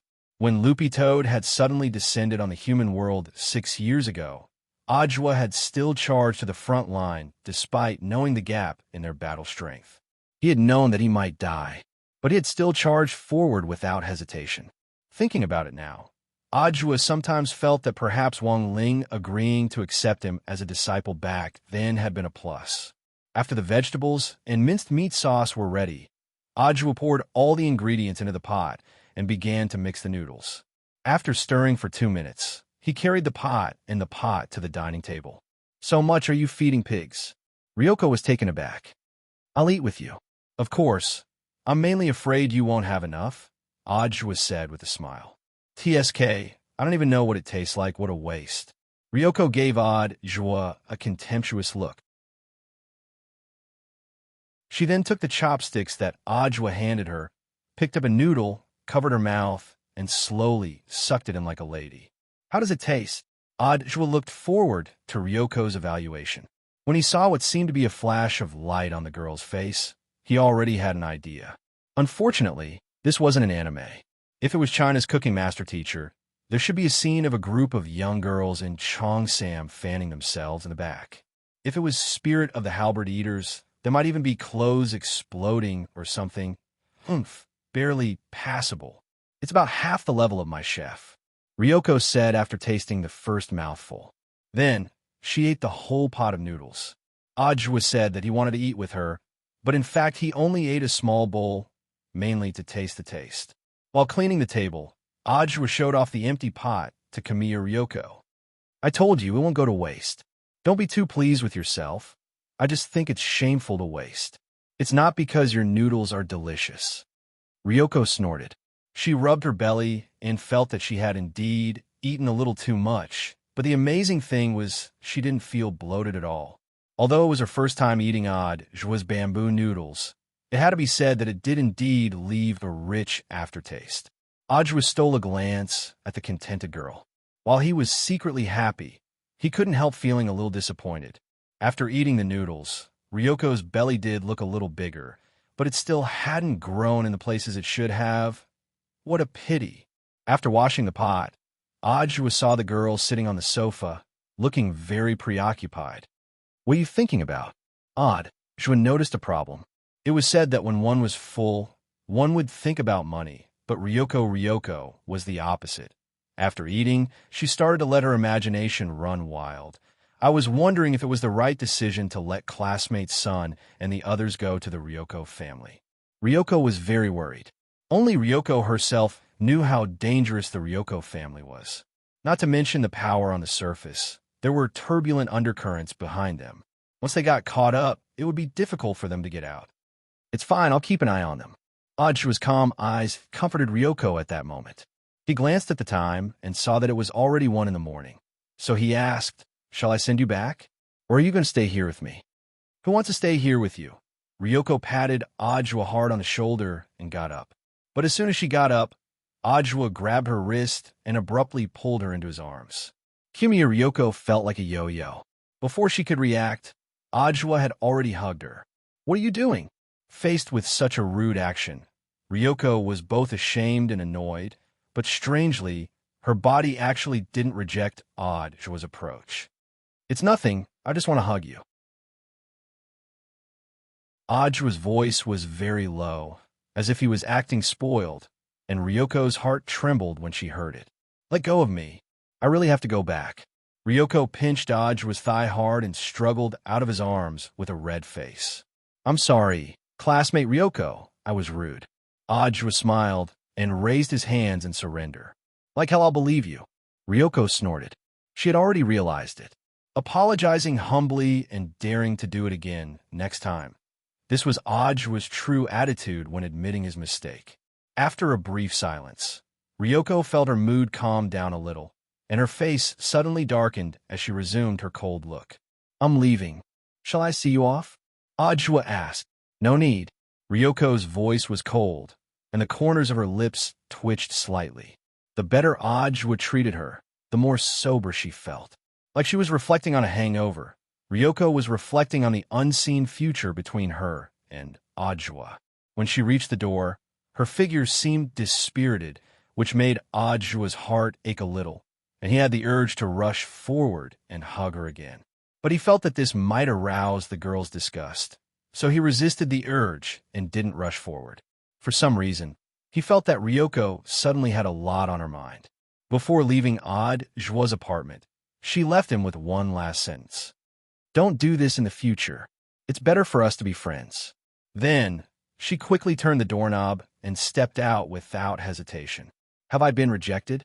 Ajwa's heart twitched violently, and he smiled bitterly in his heart. He knew that Ryoko wouldn't open her heart so easily. This was to be expected, because he was worried about the girl going home alone. After Ryoko left, Ajwa had immediately sent a scout to secretly follow her. "Classmate Ryoko, it won't be that easy to shake me off." At that moment, Ajwa was standing by the window, gazing lovingly in the direction of the villa where Ryoko lived and smiling slightly. No matter what Ryoko said or thought, he was certain the girl in front of him was the happiness of his life. No one could sleep tonight. Whether it was Ajwa or Ryoko, it was destined to be a sleepless night. Elsewhere, in an elegant mansion deep in the inner courtyard of the Ryoko family on Sun Island, the sixth wife of the Ryoko family, was also having a sleepless night.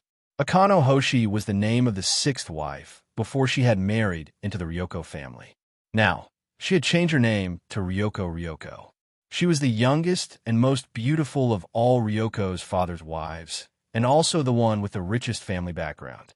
When the sixth wife had married into the Ryoko family back then, it had caused quite a stir.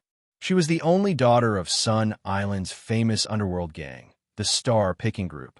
Many people wished to marry into the Star Picking Group, but in the end, Akano Hoshi had still chosen the Ryoko family. It was a quiet night. Ryoko was sitting by the stove in her elegant room, waiting for news from Huashio Nation. She was wearing a black fur coat, and there was a profound look in her eyes. Sixth wife, a slightly aged but magnetic voice rang out. It was none other than luminous, immortal Harmony. This was the Ryoko family foreign affairs liaison officer who had spoken to Ryoko on the phone earlier.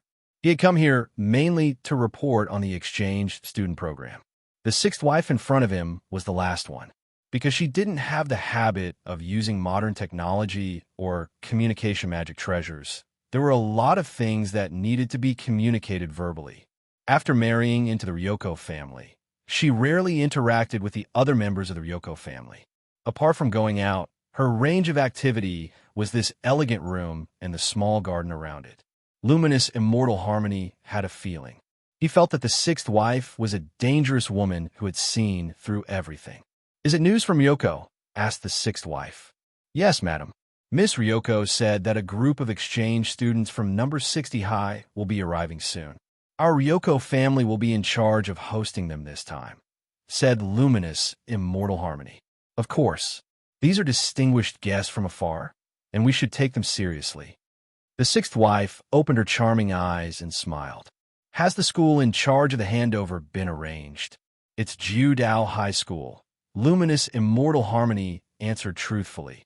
This was a school that the Ryoko family had invested in and was very close to the Ryoko family mansion in East Prefecture City on Sun Island. Before Ryoko had transferred schools, she had been studying at Jiudao High School. Thus, the sixth wife already had an idea when she heard this name, and a thoughtful expression appeared on her face. After a moment of silence, she asked again, "What about the accommodation arrangements? Do they live on campus or in the Ryoko family mansion?" "Rooms have been prepared on both sides. Look at the choices of the teachers and the children on number 60 high school side. They can go back and forth freely." "Understood." The sixth wife nodded. "Thank you for your hard work, luminous immortal." "You're welcome, madam. Also, help me get ready. I'm going out." "What are you going to do, sixth wife?" "I'm just going to the Buddhist temple to pray for blessings. We have guests coming from afar, and this is a small token of my appreciation." "Yes." At the same time, on the other side of the Ryoko family mansion, Hideshi Juya was also having a secret discussion with the one-eyed warrior next to him. "I think this student exchange program is aimed at me." Hideshi Juya frowned. Together with the one-eyed warrior, he had planned a riot of the replica version of the ghost book with the intention of killing Ryoko, but for some reason, the powerful ghosts that had been released had all been eradicated.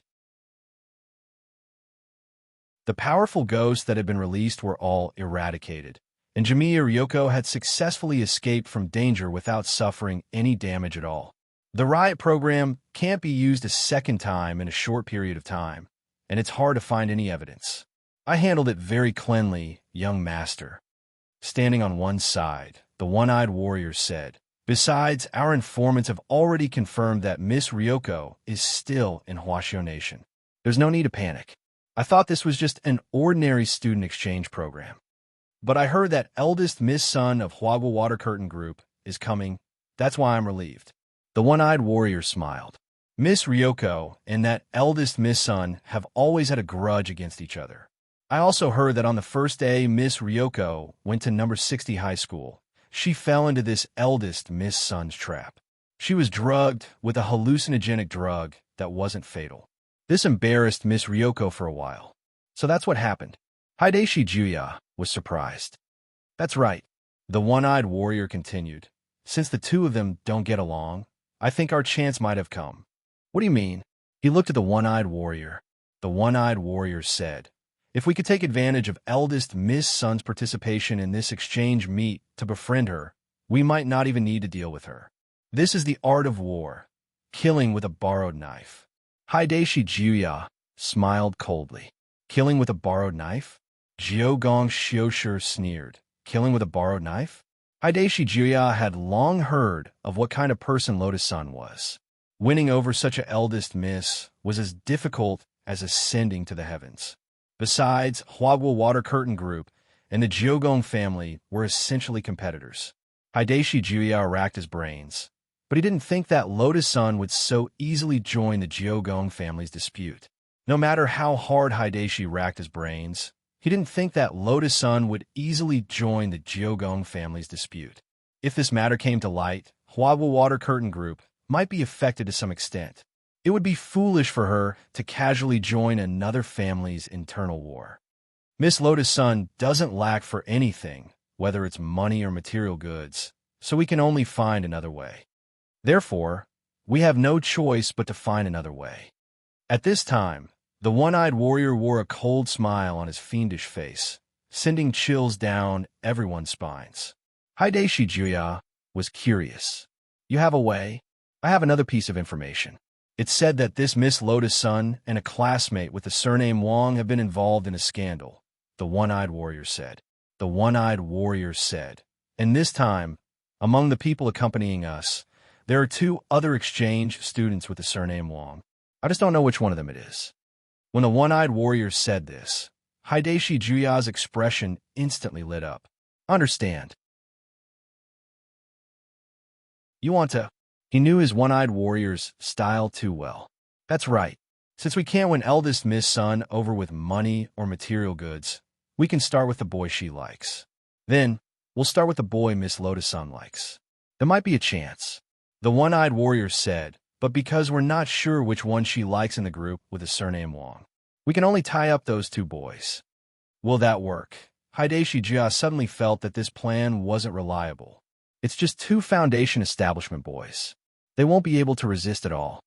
The one-eyed warrior said confidently. Even if there's a teacher guarding them, we just need to lure him away. It won't turn into a diplomatic incident, will it? Hideshi Juya was still worried. These 2 boys come from very ordinary families. It might be difficult for ordinary existences like them to cause a splash. I still hope that young master can think things through. This is the best opportunity right now. The one-eyed warrior felt that he had already considered this matter very thoroughly. Although he seemed to be threatening Miss Sun on the surface, this operation wasn't aimed at her, after all. It would be too exaggerated to escalate to a diplomatic issue. Moreover, he wouldn't really kill the 2 boys, nor did he have to kidnap them. He just had to cater to their preferences and keep them under surveillance for a period of time. The overall risk of the operation was very low, and once he succeeded, he would be able to win over Miss Sun's support. He even felt that he could retire. With Miss Sun's financial resources, he didn't have to worry about Hideshi Juya being unable to assume the position of head of the family. However, whether this matter would succeed or not depended on Hideshi Juya's opinion. The one-eyed warrior was only a fighter, an errand boy, and a strategist. He couldn't overstep his authority when it came to critical decisions. This was also out of respect for his late master, Hideshi Juya's birth mother.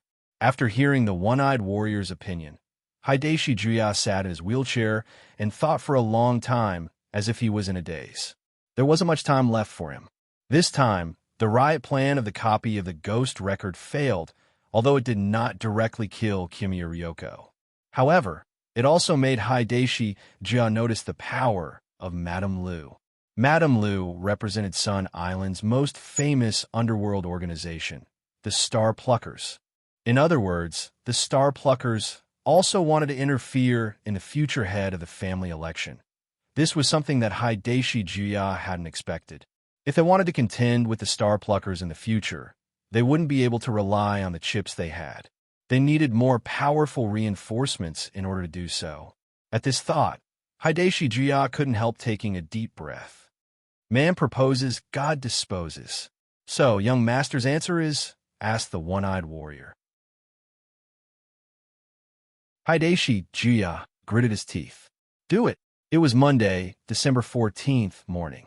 Wang Ling and Lotus Sun arrived at Shanghai International Boat Yard on time. Through the airport's huge glass windows and bright sunlight, Wang Ling saw huge immortal boats moored on the immortal boatyard. Wang Ling hadn't slept at all last night. It wasn't for any other reason, but because he had been calculating the pocket money he had saved up. Compared with Lotus Sun, his pocket money clearly wasn't enough and probably didn't even have a fraction of what he had. Wang Ling transferred all the New Year's money and the pocket money that Father Wang had given him into his phone wallet. Total, 87.23, including the 5,000 yuan that Mother Wang had provided for him before he went abroad this time. Wang Ling only had a little over 13,000 yuan on him. To sum it up in one word, poor. In Wang Ling's opinion, it indeed wasn't enough to save up for 16 years. Of course, there are various reasons for this. For example, the limited edition crispy noodle snacks he had bought, and Father Wang had docked his pocket money for no reason. All of these were reasons why Wang Ling's wallet had shrunk year after year.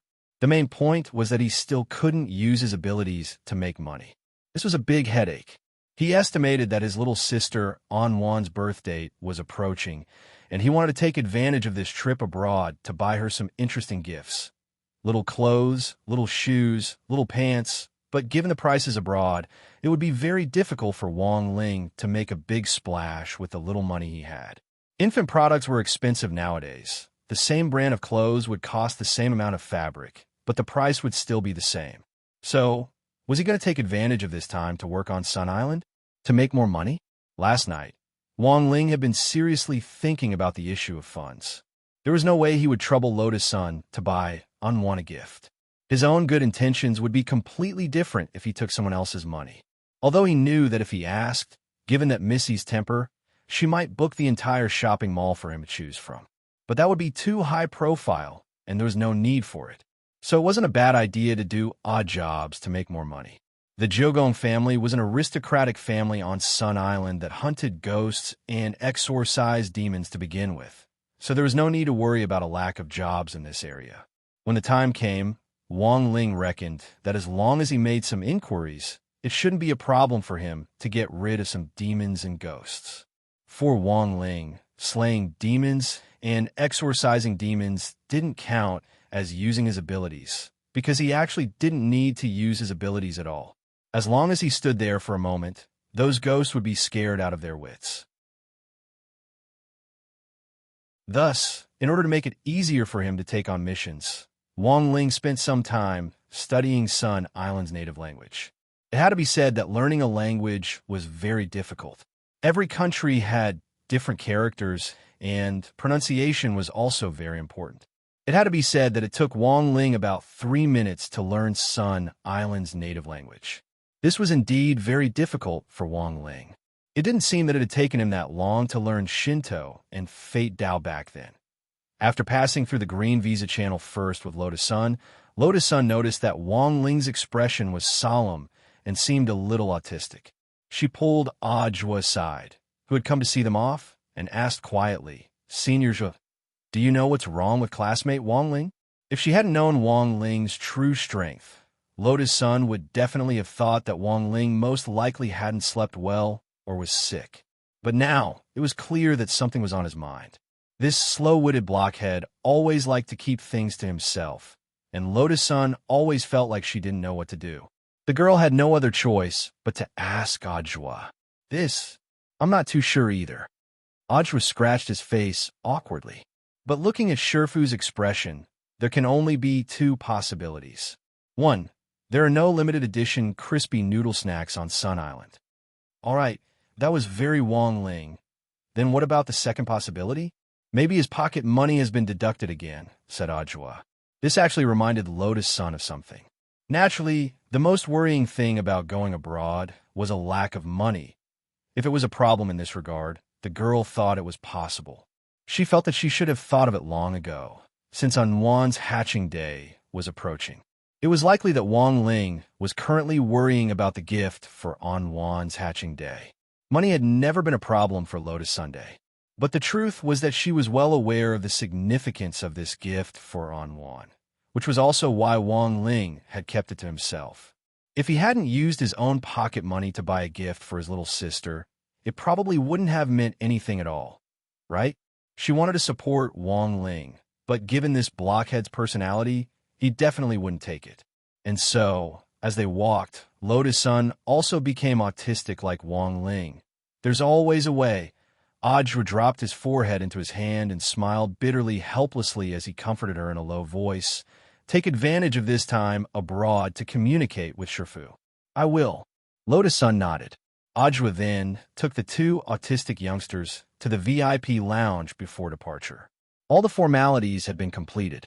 They just had to wait for the immortal boat to open. Wang Ling shut himself away in the lounge for a while. A few minutes later, there was a broadcast for takeoff nearby. At that moment, a tall young man who was wrapped up in an extremely disguise walked toward them on his slender legs. As soon as he got close, he reached out to rub Wang Ling's head. Sorry, Ling Ling. I'm late. It was Wang Ming's voice. Wang Ling raised his head and saw that not only had Wang Ming disguised himself, even his appearance had changed and was completely different from Wang Ming's original appearance. It looked like Wang Ming had used an elixir that could be molded to reconstruct his facial features. Wang Ming's disguise wasn't good-looking, but it wasn't ugly either. It was the kind of common face that would be easily forgotten in a vast sea of people. And this was exactly what the officials wanted Wang Ming to achieve. After a lot of effort, he finally managed to reunite with Wang Ling and Lotus Sun here, and Wang Ming was extremely excited. He plopped down on the sofa and directly wrapped an arm around Wang Ling's neck. There was a mischievous smile on his face, and it was hard to conceal his idiotic personality. I only finished the approval process in the wee hours of the morning. I just want to go abroad with my little brother and sister-in-law. It's not easy. Wang Ling, Lotus Sun immediately blushed. Brother Ming, don't joke with me. It doesn't matter now, but after we go out, you must remember to call me second brother, Wang Ming reminded him. Okay, second brother. Also, I have to tell you that when we get there, we have to wait for Dee and Senior Golden Lamp at the Immortal Boat Yard on Sun Island. They were busy with my business last night and haven't finished their own approval process yet. That's why we have to wait for Class 1, Wang Ming said telepathically. This wasn't telepathy, but Wang Ming's direct use of his brain waves to communicate telepathically. For an ordinary person's brain waves to be developed to this extent, Wang Ming was indeed the only person in the world who could do this. So it was no wonder the officials had been so cautious in approving Wang Ming. At that moment, Wang Ming suddenly frowned. There was a wary look in his eyes as he continued to use his brain waves to secretly communicate with Wang Ling and Lotus Sunday. Do you feel anything? Wang Ling and Lotus Sun both nodded. Someone was watching them. Furthermore, this person was a passenger on the same flight as them. He was a man in a woolen hat, sunglasses, and a black down jacket. How's the situation? At that moment, a voice came from the man's mini headset. Don't worry, everything is going smoothly. Be careful, don't get caught. Don't worry, it's just 3 foundation establishment students. They can't even complete this little task. How can I face young master? Although he had been using sunglasses and pretending to read the newspaper to demonstrate, this person clearly hadn't expected that the moment he harbored ill intentions, he had already been targeted by the people he was monitoring. Even more so, he hadn't expected the 3 people he was monitoring. One was the most powerful brain on Earth. Another was the most powerful foundation establishment cultivator on Earth. And the last was Earth's father.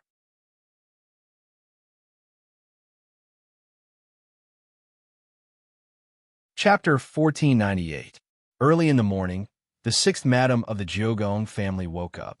After simply combing her hair, the graceful 6th madam left through the back door of the Jiogong residence with only 2 maids who accompanied her.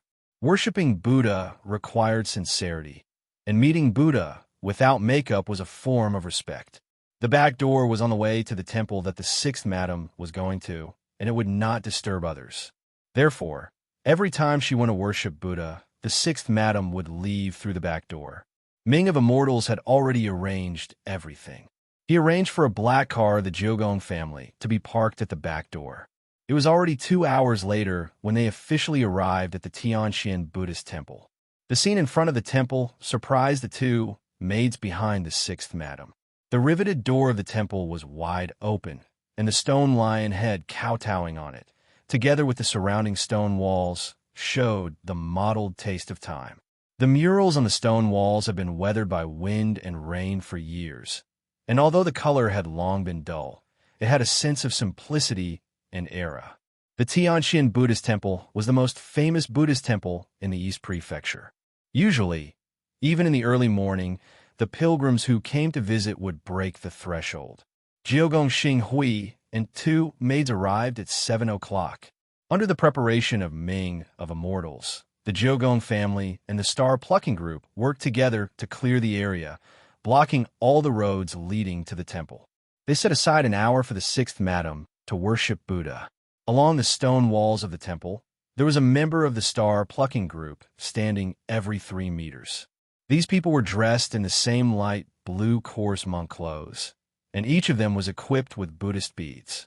They were responsible for the safety and order of the sixth madam's worship. The number of people added up to a few hundred people. This was the basic operation every time the sixth madam went out to worship Buddha. The other pilgrims couldn't enter, and although they complained in their hearts, they didn't dare to express anything. They had to give face to the Jiogong family and the star plucking group. In a sense, when these two sects united, their prestige might be much greater than that of the Buddha in the Buddhist temple. Some people became Buddhists for comfort, but if they wanted to survive, they still had to be social people. They were just recruited by the sixth madam, and their background were very clean. Jiogong Xinghui had the intention to train them. The reason I brought you out today is to let you get used to it. Before formally paying respects to Buddha, Jiogong Xinghui glanced at the two of them and said, "When you work under me, don't make a fuss no matter what you encounter. Don't show that you've never seen the world, understand?" "Yes, madam." The two maids followed behind and nodded obediently. "The two of you don't need to follow me. Other than this hall in front of us, I'll leave the other halls to you. Be sure to light 3 candles in front of each Buddha statue." Passing through the courtyard, Jiogong Xinghui took out the incense stick that he had prepared in advance. She handed 2 bundles to the maids and instructed them. The 2 maids nodded, and each took their own bundle of incense sticks. They started to worship from the side hall. Out of the corner of her eye, the sixth madam saw the 2 of them leaving. Immediately, a small flame rose from her fingertip and ignited the joss stick. She slowly walked towards the main hall. In the end, the figure disappeared into the main hall. Sixth madam went to Tianxian temple again. On the other side, Hideshi Komiya, who was enjoying breakfast in Sakura Garden, heard the news from one-eyed. If ordinary people went to worship Buddha, Hideshi Komiya could not care less. However, this sixth madam always made a big fuss every time she worshipped Buddha. She had long since annoyed Hideshi Komiya. However, the star-plucking group's actions on Sun Island had always been high-profile. This kind of domineering style was, in fact, their consistent style. Jiogong Xinghui's actions seemed to be in line with the star-plucking group style. However, as their current opponent, Hideshi Komiya had actually been suspicious about this for a long time. He felt that the sixth madam's actions every time she went to the temple to worship Buddha. It seemed a little unusual. Do you still remember the burglary that happened in the sixth madam's house before she got married? Hideshi Komiya frowned and said to the one-eyed samurai, "Of course I remember." The one-eyed samurai nodded. Before he was transferred to Hideshi Komiya's personal guard, he also worked as a guard for the Jiogong family. A burglary happened in the heavily guarded Jiogong's house. This was indeed fresh in his memory. At that time, Jiogong's house was searched and nothing was stolen. There were only a few traces of the door locks being pried open. At this point, the one-eyed man's eyes darkened, and he continued, "But the locks that were picked all point to the seal of the ghost wrecker deep underground." That's right. Although at first my father suspected it was a coincidence. But these locks that have been picked are too coincidental. Sitting in the wheelchair, Hideshi Komiya said with a reminiscing expression, Our Kuya family has an area the size of 10 university campuses. The internal routes are complicated, and this was specially calculated by the formation masters. There are a total of 132 mansions and tens of thousands of keyholes. In order to open the passageway leading to the underground seal, we must open 49 specific keyholes on the same day, and we must open them accordingly. The keyhole changes every day. Only my father, who holds the Patriarch's token, knows the password. And on the day of the theft, there were a total of 68 keyholes, and among them, 42 locks were the designated mechanism locks on that day. Jiogong Xiushi smirked. How could there be such a coincidence in this world? There were 49 locks that changed positions every day, but on the day of the theft, 42 of them were hit. Although there were a total of 68 of them, it was obvious that the thief was just trying to cover up the fact that he had stolen all of them. Young master, do you mean that the sixth madam might be related to this attempted burglary? I don't have direct evidence, but I have reason to suspect that the purpose of that woman marrying into our family is very likely to be for the ghost record. That's why I've been asking you to investigate her visit to the temple. Jiogong Xiushi pondered for a moment before continuing. Ever since she married into the family, the sixth madam has indeed looked like a woman who abides by her morals and stands aloof from worldly affairs. But in fact, I still feel that she went to the temple to worship on the surface, but she might be secretly plotting with the upper echelons of the Star Pluckers. But it's a pity that we haven't found even the slightest trace of these things. The one-eyed warrior sighed. He had in fact investigated the sixth madam many times, but each time he hadn't found anything particularly reliable. From the initial attempted burglary to the sixth madam marrying into the Jiogong family, and then to the sixth madam's frequent visits to the temple to worship, while there were gaps in the clues, the timing and coincidence were the most important. Jiogong Xiushi had noticed very early on that this sixth madam had an ulterior motive. In his wheelchair, Jiogong Xiushi frowned deeply.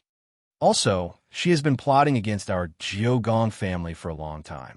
If an outsider comes at a time like this, it might disrupt her original rhythm. So, young master, you sent people to keep an eye on number 60 high to protect them. Of course. Jiogong Xiushi nodded. Since we're going to carry out the kidnapping plan, we have to ensure their safety at the very least before they land on Sun Island. Otherwise, our plan to win over Miss Sun will be completely dashed. He was obsessed with the fight for the position of head of the family, and had even ruthlessly set up a trap to kill Jiogong Ryoko back then. But now Jiogong Xiushi realized that perhaps he and Jiogong Ryoko shared the same attitude toward the sixth madam. This woman was very dangerous, perhaps even more frightening than Jiogong Ryoko. A ferocious viper wasn't scary, but a quiet viper lurking in the dark was. Usually, it would just sit there.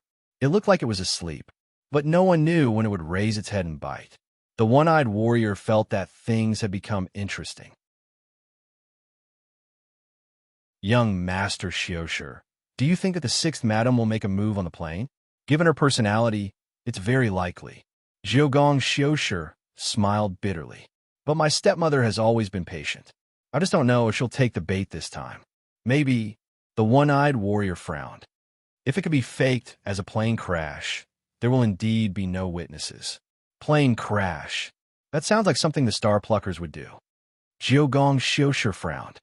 So, are the people we sent reliable? This is my right-hand man, a nascent soul cultivator. He once received systematic training in the army and has a lot of experience. I don't think there will be any problems. Make another call later and ask about the situation. It won't be long before they board the boat. Yes. After smoothly boarding the immortal boat, Wang Ling and the others were seated in business class at the very front. The seats in business class were very spacious and comfortable. Everyone had a leather sofa, which came with a full-body massage and the ability to freely adjust the angle of their reclining position. Wang Ling actually didn't really need a massage. His body was too dense. Although he had used light body techniques to reduce his weight, his body was in fact still as hard as iron. Even a massage head made of alloy might resonate and shatter when it vibrated on Wang Ling's body. As soon as the man who had been monitoring them in the lounge boarded the boat, he realized that Wang Ling and the others were all sitting in business class, and his expression instantly turned a little awkward. "Miss, can we upgrade the cabin? I want to upgrade to business class." Thus, the man gritted his teeth and asked the air stewardess on the immortal boat. "I'm very sorry, sir, but all business class has been booked," the pretty air stewardess replied patiently. "Not a single one left." "Yes, sir," the air stewardess replied. Business class tickets on the immortal boat were very expensive. They were 10 times more expensive than economy class. There were also very limited seats. There were only 10 in total. Right now, there were only 3 people in business class: Wang Ling, Wang Ming, and Lotus Sunday. However, Lotus Sun clearly didn't want their space to be disturbed by outsiders. She knew that Wang Ling liked peace and quiet, and might not be used to strangers sitting next to him. Thus, the girl used what didn't seem to be a lot of pocket money to take all the seats. "Are there any first-class seats left?" "Yes, sir." "Good. Help me upgrade to first class." The man didn't give up. Since he couldn't get into business class, he tried to get into first class. This was the cabin closest to business class, and the point was that if he wanted to pass through business class, he had to pass through first class. He had been sent by Xiushi Jiugong and would be able to detect anyone suspicious at a glance. This was a bad plan, but it was also a helpless move.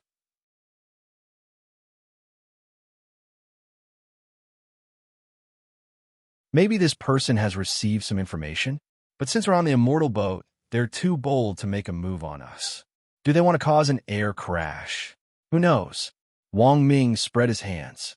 He looked at Wang Ling next to him with a meaningful smile. "I just hope that those people can live in peace. After all, the ceiling of the cultivation world is right next to me."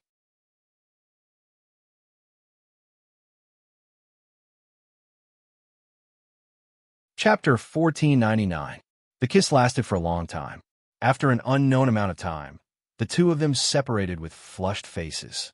Wang Ming wrapped his arms around Jia Yin's slender waist and buried his head in her shoulder as he greedily inhaled the scent unique to a young girl. Factor, in his excitement, he couldn't help but hug her even tighter. His voice trembled as he called out to Jia Yin. Now, there was only regret in Wang Ming's heart. Regret that he hadn't hugged Jia Yin earlier. He clearly liked her so much. Wang Ming's murmur in her ear suddenly made Jia Yin's nose sting. She tried hard to restrain herself, not letting her tears fall down so disappointingly. She let Wang Ming hold her so tightly.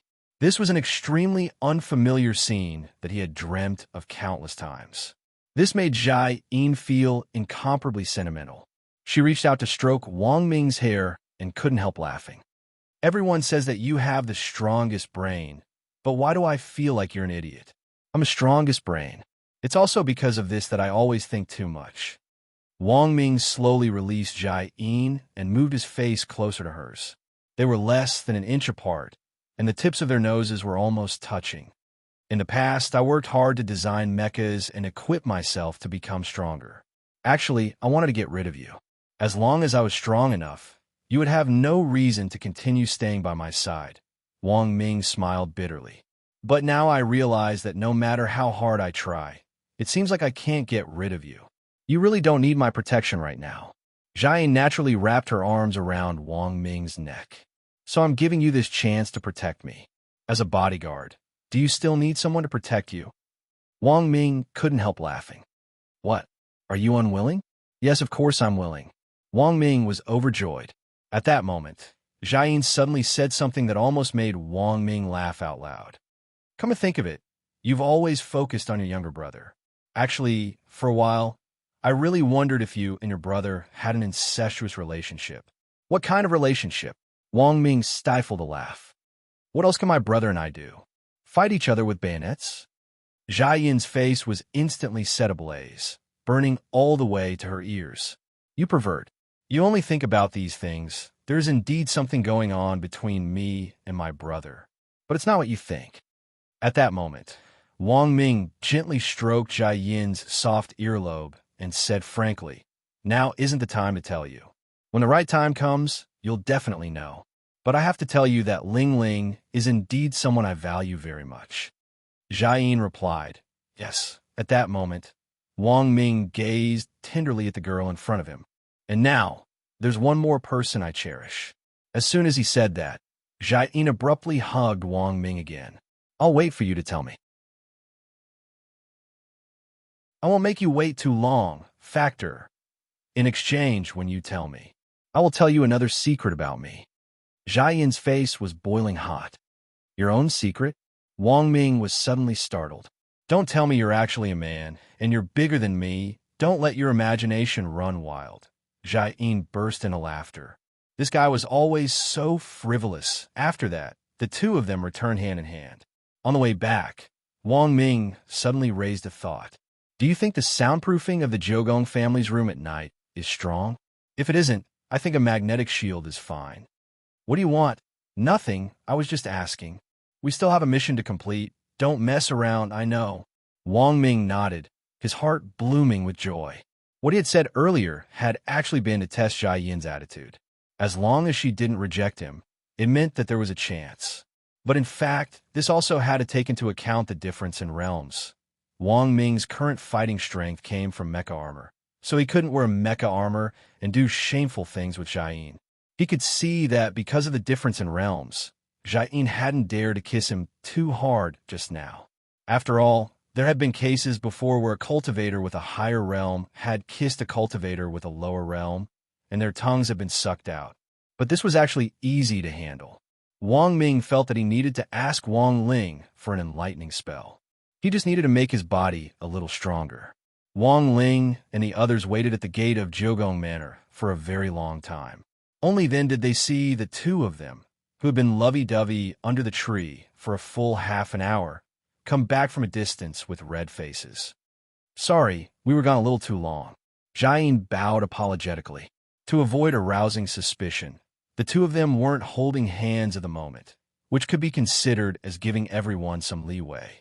But the truth was that what had happened between the two of them under the tree just now, apart from immortal harmony, Wang Ling, Lotus Sun, and Monk Golden Lamp had all seen it. Sometimes when a fellow traveler was too strong, it could indeed make one feel helpless. It doesn't matter. Immortal Harmony had an indifferent expression on his face. His attitude was modest as he led the way at the very front, leading the way into the Jiugong house, which looked like an ancient palace. Our Jiugong family has already arranged a residence for you. Today, everyone, please move in first. They were currently in the outer courtyard of the Jiugong family. With a sweep of the king's eye, Wang Ling was able to see the entire map of the Jiugong family. As expected, the Jiugong family was terrifyingly large. On Sun Island, it was like a country of China. Furthermore, Wang Ling could tell at a glance from the layout of the Jiugong family's various buildings. Here, a profound knowledge of formations was used. The person responsible for designing the entire Jiugong family's building layout was 100% a top-notch expert in array and feng shui. As he walked along the road marked with the crow mark of the Jiugong family, Wang Ling pondered this in his heart. He had a general idea of why the Jiugong family had set up this place. It probably had something to do with the secret room deep underground where the main manual of the ghost record was sealed. The Jiugong family's array layout existed to protect the main manual of the ghost record. The underground mobile secret room would also change its location every day according to the dynamic lock password set up by the Jiugong family. But in Wang Ling's view, there was no point in keeping it, because cracking the password was very troublesome. With one punch, he could directly reach the depths of the ground. Along the way, Wang Ling observed the Jiugong family's layout. Lotus Sun, on the other hand, paid attention to the interaction between Wang Ming and Jiayin. With a smile on her face, in the end, she couldn't help stepping forward and tapping Wang Ming's shoulder lightly with her finger as she said in a low voice, "Congratulations, little brother heir." Wang Ming was blank and couldn't help laughing. Is it that obvious? Of course. Lotus Sun nodded solemnly. To be honest, congratulations were just congratulations. But the sour stench of love made Lotus Sun extremely jealous. Looking at Wang Ling's back in front of her, the sense of distance and helplessness instantly welled up in her heart. Looking at Lotus Sun's downcast face, Jia Yin's heart was suddenly touched. All of a sudden, she felt that Lotus Sun and herself were very similar. The difference was that the objects they pursued were fundamentally different in terms of the material. One was made of wood, the other wasn't. Thinking this, Jia Yin couldn't help stepping forward and taking Lotus Sun's arm. She smiled at Lotus Sunday. "Let's share a room tonight." Her radiant smile gave Lotus Sun some comfort. Jia Yin whispered in the girl's ear, "We both had unrequited love in the beginning. Maybe I can tell you a little about it." Lotus Sun's eyes instantly lit up when she heard this. She was overjoyed and hurriedly thanked her. "Thank you." Just as the words were on the tip of her tongue, she realized that she had let it slip. Although Immortal Harmony was walking at the very front, she could still hear what Lotus Sun was saying. Fortunately, Lotus Sun responded quickly and hurriedly saying, "Because love doesn't easily grieve. So everything looks like happiness," Jia Yin continued to sing at the back. "Wang Ling, Wang Ming, and Monk Golden Lamp. Thank you, sistering." After successfully fooling them, Lotus Sun cautiously chose to speak telepathically the second time. "You're welcome," Jia Yin replied. Then, the two women walked hand in hand in front of them in a very natural manner.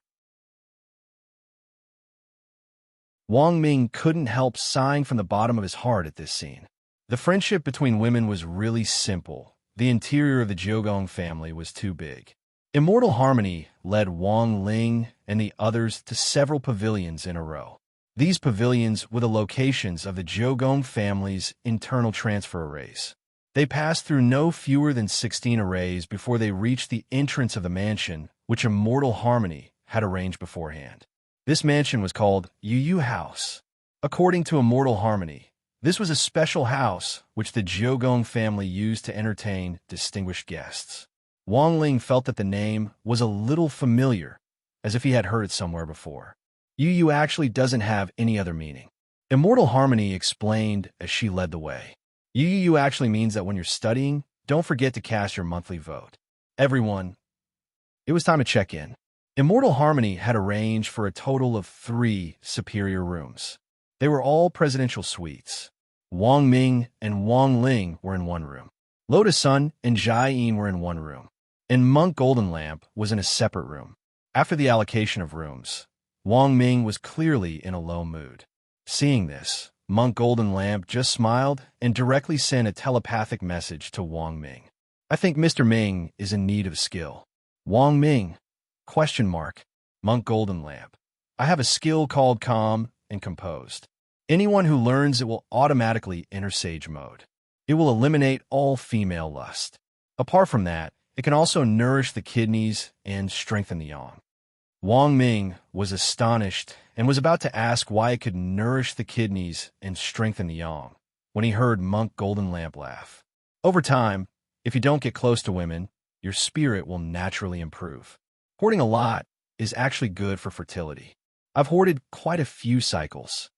Hearing this, Wang Ming couldn't help taking 2 steps back. He felt that this monk was a little scary. Overall, the Jiugong family's arrangements this time could be said to be appropriate and perfect, and they had used the highest standards of reception. This could actually be seen from the fact that Ming Ming of the Brilliance Immortal was the External Affairs Liaison Officer. The Jiugong family actually had a lot of External Affairs Liaison Officers, and Immortal Harmony was their boss. They generally wouldn't show their faces easily except for special VIPs. It could be seen that Ryoko Jiugong still had some face in the Jiugong family. And Immortal Harmony was in fact also on Ryoko's side. After everything was settled, the first thing Immortal Harmony did was call Ryoko Jiugong. "Miss Ryoko, I made arrangements for all the VIPs from Huaxiao Nation. Thank you for your hard work, Uncle Ling." Immortal Harmony had never been sloppy in his work and had always been very reliable, which made her feel very reassured. "Ah, by the way, what are they eating tonight?" "Don't worry, Miss Ryoko. I've already assigned some of the Jiugong family's top chefs. They're all famous chefs, and we plan to make some local specialties tonight. I'm sure the guests will be satisfied. That's good. Ryoko Gyogong nodded. She was silent for a while, then asked one last question. By the way, uncling about what I asked of you before. Is it about sixth madam? Ancient Hemming said. Everything is as Miss expected. After I told the sixth madam about the exchange of livelihood. Ancient Hemming, after I told sixth madam about the livelihood exchange, her first reaction was to go to Tianxian Temple to pray. I see, uncling. If she does anything else, please let me know. Yes, Mississippi. Immortal Harmony nodded solemnly, then ended the call. At that moment, Ajwa was next to Ryoko Gyogong. It's so hot. Ryoko, it's so hot inside. If you think it's hot, you can go out, then I think I can hold on for a while. Ajwa smiled. I see that you're sweating all over and soaking wet. None of your business. Hearing the word soaking wet, Ryoko Gyogong subconsciously looked at her clothes. The fabric was thick and there was no possibility of penetration, so it was very safe. Ajwa looked at the girl in front of him with pity. But I still don't understand why you chose this place. Can't we go to my house? Who wants to go to your house? Ryoko Gyogong rolled her eyes. In fact, she and Ajwa were steaming in a steaming restaurant. It was Ajwa who had suggested the meeting. Today was their first day on Sun Island, and Ajwa felt it was necessary to discuss a lot of things about the itinerary, as well as some things to take note of in Ryoko's house. He had wanted to invite Ryoko to his house. After Ryoko had returned last night, Ajwa had gotten up very early and bought a lot of food, ready to show off his skills to Ryoko, to capture a person's heart. Then, he had to capture a person's stomach first. This was Ajwa's strategy. But Ajwa hadn't expected the girl to actually refuse his request. Instead, she had invited him to a public place like this. Suddenly, Ajwa felt that Ryoko was deliberately keeping a distance from him and was planning to use this tactful method to slowly separate them from each other. Now, they could still meet in a steaming restaurant. But what about in the future? Maybe she would straight away find an excuse to refuse him. Ajwa didn't know what on earth Ryoko was afraid of. But now that things had come to this little girl still wanted to shake him off. Don't even think about it. And there was absolutely no room for discussion. The pursuit of happiness was arduous. He had already confirmed Ryoko's feelings for him. So it was even more impossible for him to give up. There were times when one had to be a little more thick-skinned. Maybe it was because of the high temperature in the steaming restaurant, or maybe it was because of Ajwa's scorching gaze. Ryoko felt that the temperature in the steaming room was higher than she had imagined. She hurriedly covered her head with a towel, got up, and said, "I'm going out." Then, she quickly opened the door and walked out. The fresh air finally calmed Ryoko down again. Hot water droplets condensed the sweat that had been expelled from her skin and evaporated bit by bit with the steam. Ajwa hurriedly followed her out, his body also smoking. "Why didn't you steam a little longer? Isn't it because of you?" Ryoko rolled her eyes again. Ajwa, this old dirty turtle, had been saying ambiguous things non-stop since the steaming started. At first glance, these words didn't sound wrong. But Ryoko wasn't stupid. She almost broke her back when she heard it. "What about me?" Ajwa smiled. You know it yourself." Ryoko stuck out a finger and poked Ajwa's heart hard, then turned around. Ajwa grabbed her wrist. "Where are you going?" "Home, of course," said Ryoko. "Home? What time is it this time? And you were the one who asked me to come here." The purpose of our meeting was to discuss the first day of their visit to the Ryoko family. You just heard that they're doing very well now. We don't need to worry about anything else. Ryoko sighed and replied patiently. "So now we're going home to find our own mothers." "Classmate Ryoko, may I ask, are you avoiding me?" Ajwa fixed his eyes on Ryoko. He didn't let go of the girl's hand, but very carefully controlled his strength, not wanting to hurt her hand. "If I was avoiding you, would I have asked you out? Don't think too much about it." Hearing this, the expression on Ryoko's face darkened. She had wanted to explain some things to Ajwa directly, but realized that she couldn't explain everything clearly with just a few words. What surprised Ryoko Kiya was, the next moment, Ajwa directly let go of her hand. The moment the temperature on her wrist disappeared, Kamiya Ryoko felt as if her heart was throbbing. She froze in place, and Ajwa just stared at her. The young man's expression was no longer smiling, and he looked a little disappointed. I understand, classmate Ryoko. If you want to go back, I won't stop you. In any case, I'm probably just a tool to you, classmate Ryoko. Saying this, Ajwa turned around, looking like he was also going to leave. He really looked very disappointed on the surface, as if he was so sad that he was about to cry. But the truth was that when Ajwa turned around, he was also panicking in his heart. He didn't know if his loosening the reins to grasp trick would work. 1 step, 2 steps, he walked in the direction of the men's locker room.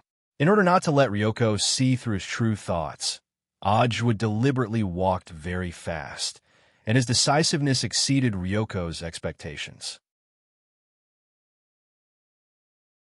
This time, it was finally Ryoko who couldn't take it anymore. She strode forward and grabbed Ajwa's hand. Ajwa, wait. Say it clearly. Not enough, do you understand? Ajwa resisted the urge to turn around and hug the girl. The moment Kamiya Ryoko's hand grabbed him, Ajwa felt ecstatic in his heart. Ryoko held back her tears. I've never treated you as a tool. So, are we friends? At that moment, Ajwa turned around and faced her. Ryoko said without hesitation, Of course. Since we're friends, you shouldn't have any misgivings. Ajwa smiled again. Come to my house for dinner tonight. I bought a lot of groceries. Ryoko took a deep breath. Okay. It was only at that moment that the girl suddenly realized that she had fallen into Ajwa's trap again. After dinner in the evening, Wang Ling returned to his room. Before going to bed, he deliberately wrapped himself tightly in the quilt like a silkworm chrysalis, with the corners curled inward without the slightest gap. Ling Ling, are you asleep? When Wang Ming came out of the shower, he smelled of high-end shampoo. This greeting immediately gave Wang Ling a bad feeling. The 3 rooms that the Ryoko family had arranged were all presidential suites. They were very spacious, and there were 2 separate bedrooms. Furthermore, each bedroom had a king-size bed. The only pity was that all the doors here were controlled by the system. For a professional hacker like Wang Ming, it was useless even if Wang Ling had set up a password in advance. Thus, it only took Wang Ming a few seconds to crack the password and directly walk in. Out of his understanding of this idiot Wang Ming, Wang Ling had in fact already expected him to come over and insisted on sleeping with him. Hey, Ling Ling, why are you so nervous? You're making me feel like a pervert. Wang Ming shamelessly leaned in. Let me tell you, Big Bro has a girlfriend now. Wang Ling secretly despised him in his heart. Now that he had a girlfriend, why didn't he pay attention to avoid arousing suspicion? Why were you blindly joining in on the fun? Wang Ming didn't cover himself with a quilt and just lay down next to Wang Ling as he said thoughtfully, I have something to discuss with you tonight, of course. Mainly, I beg you. Tell me. Wang Ling's head popped out from the crack in the quilt. His words were concise and to the point, so adorable that it made people's hair stand on end. Wang Ming chuckled, and like a koala, he directly hugged Wang Ling under the quilt. You should know about what happened between me and your sister Factor today. If nothing unexpected happens, she'll be your sister-in-law from now on. So, I was wondering if I should lay my cards on the table with Factor about you. Ling Ling? Wang Ming said, she's a very jealous person. If we can lay our cards on the table earlier, I won't have to sneak around when I study talismans for you in the lab. Wang Ling was blank when he heard this. He hadn't expected what Wang Ming said to actually be a serious matter worth discussing. But for the time being, Wang Ling hadn't thought about it. Thus, he said telepathically to Wang Ming, I understand. Wang Ming nodded in satisfaction. All right, I'm relieved to hear that. You can look for the right time later. I'm actually not in a hurry. Wang Ling gave a perfunctory answer. He thought that Wang Ming was going to leave after talking to him. In the end, he realized that this guy still had no intention of moving away.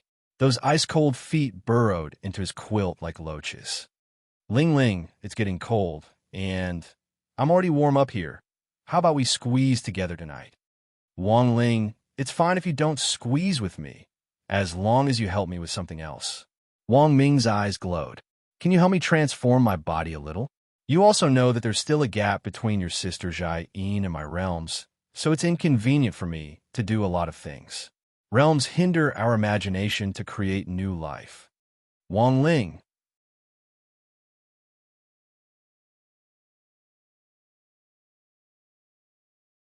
Chapter 1500. Wang Ling turned his body sideways and looked at Dumbass out of the corner of his eye. He felt that he should help Wang Ming with this favor. Because Wang Ming rarely specifically came to ask for his help, it was Wang Ling who would look for Wang Ming from time to time about the talisman. Furthermore, Wang Ling was also doing this for his own sake. Wang Ming was born without the ability to cultivate, but he was recognized as the strongest brain. Jai-in wasn't the strongest brain, but he was already at the nascent soul stage at a young age. In some ways, Jai-in could actually be considered a genius cultivator on Earth. Unfortunately, because of Wang Ling's existence, most geniuses would pale in comparison to Wang Ling. But Jai-in's foundation was actually very good. At the nascent soul stage at this age, he had a bright future ahead of him. Wang Ling felt that given the speed of his growth, it definitely wouldn't be difficult for Jai-in's battle strength to surpass the current 10 generals. And with this kind of complementation, the offspring created by Wang Ming and Jai-in, from a genetic point of view, should be very strong. Thus, after hearing Wang Ming's request, Wang Ling started to imagine what the two of them would do in the future. If Wang Ming couldn't solve the problem with his talisman, then he would still have little Wang Ming, which was reassuring to hear. But even so, he couldn't use the enlightening spell carelessly. There was a balance that needed to be paid attention to. Wang Ming's current physical quality was indeed very weak, but if he used the 100% enlightening spell, it would be a little too strong. So after thinking it over, Wang Ling stretched out his hand from under the covers and lightly tapped Wang Ming's forehead. BZZT. With a quick flash of golden light, the enlightening spell had already been used. That's it. Wang Ming was blank. He didn't feel any change in his body, nor did he feel anything special. This is the 1% enlightening spell, Wang Ling said telepathically. Given Wang Ming's current situation, the 1% enlightening spell was actually the safest. His enlightening spell could divide the enlightening development degree to begin with. It was just that Wang Ling rarely used the 1% enlightening spell. As for whether it was useful or not, he would have to combine it with practical training to know. At that moment, it was clear that Wang Ming had comprehended something from Wang Ling's delicate dead fish eyes. Without another word, he rushed into the toilet. He didn't come out until 2 hours later. 10:10. Ling Ling, you're too strong. Wang Ming instantly jumped onto the bed and exclaimed, "What the hell? 2 hours and it still hasn't gone soft." Wang Ling. Only he himself understood his own situation the best. It had to be known that Wang Ming's usual best record was 20 minutes, and to reach this peak condition, it depended on probability. But now, Wang Ming realized that he had really become stronger. The 1% enchantment spell had turned him into a real tough guy. Moreover, he felt that he should be able to last longer. The main reason was that the 2 hours in the toilet hadn't ended yet, and Wang Ming was a little impatient. In the end, he could only take another shower and force himself to calm down. This is too useful. It's really amazing. As he spoke, Wang Ming wrapped himself around Wang Ling with a quilt like before. However, unlike before, this time he was excited. He suddenly realized that it was great to have such a younger brother. Then, Wang Ming sat up cross-legged and looked at Wang Ling with a solemn expression.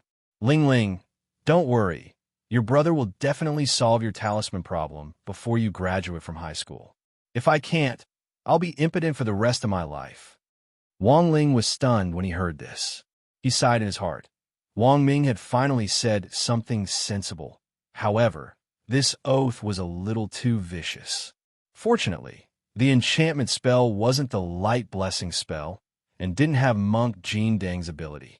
Otherwise, if he couldn't figure it out when the time came, his words would become a prophecy. Wang Ming would probably regret it for the rest of his life. Then rest early. Ling Ling, get up at 3 o'clock tomorrow. I hear there's activity.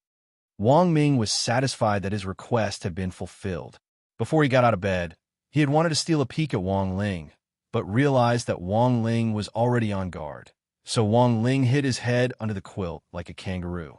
Wang Ming smiled, and before he left, he patted Wang Ling's butt lightly. He said good night in a way that was unique to men. Then, he returned to his room.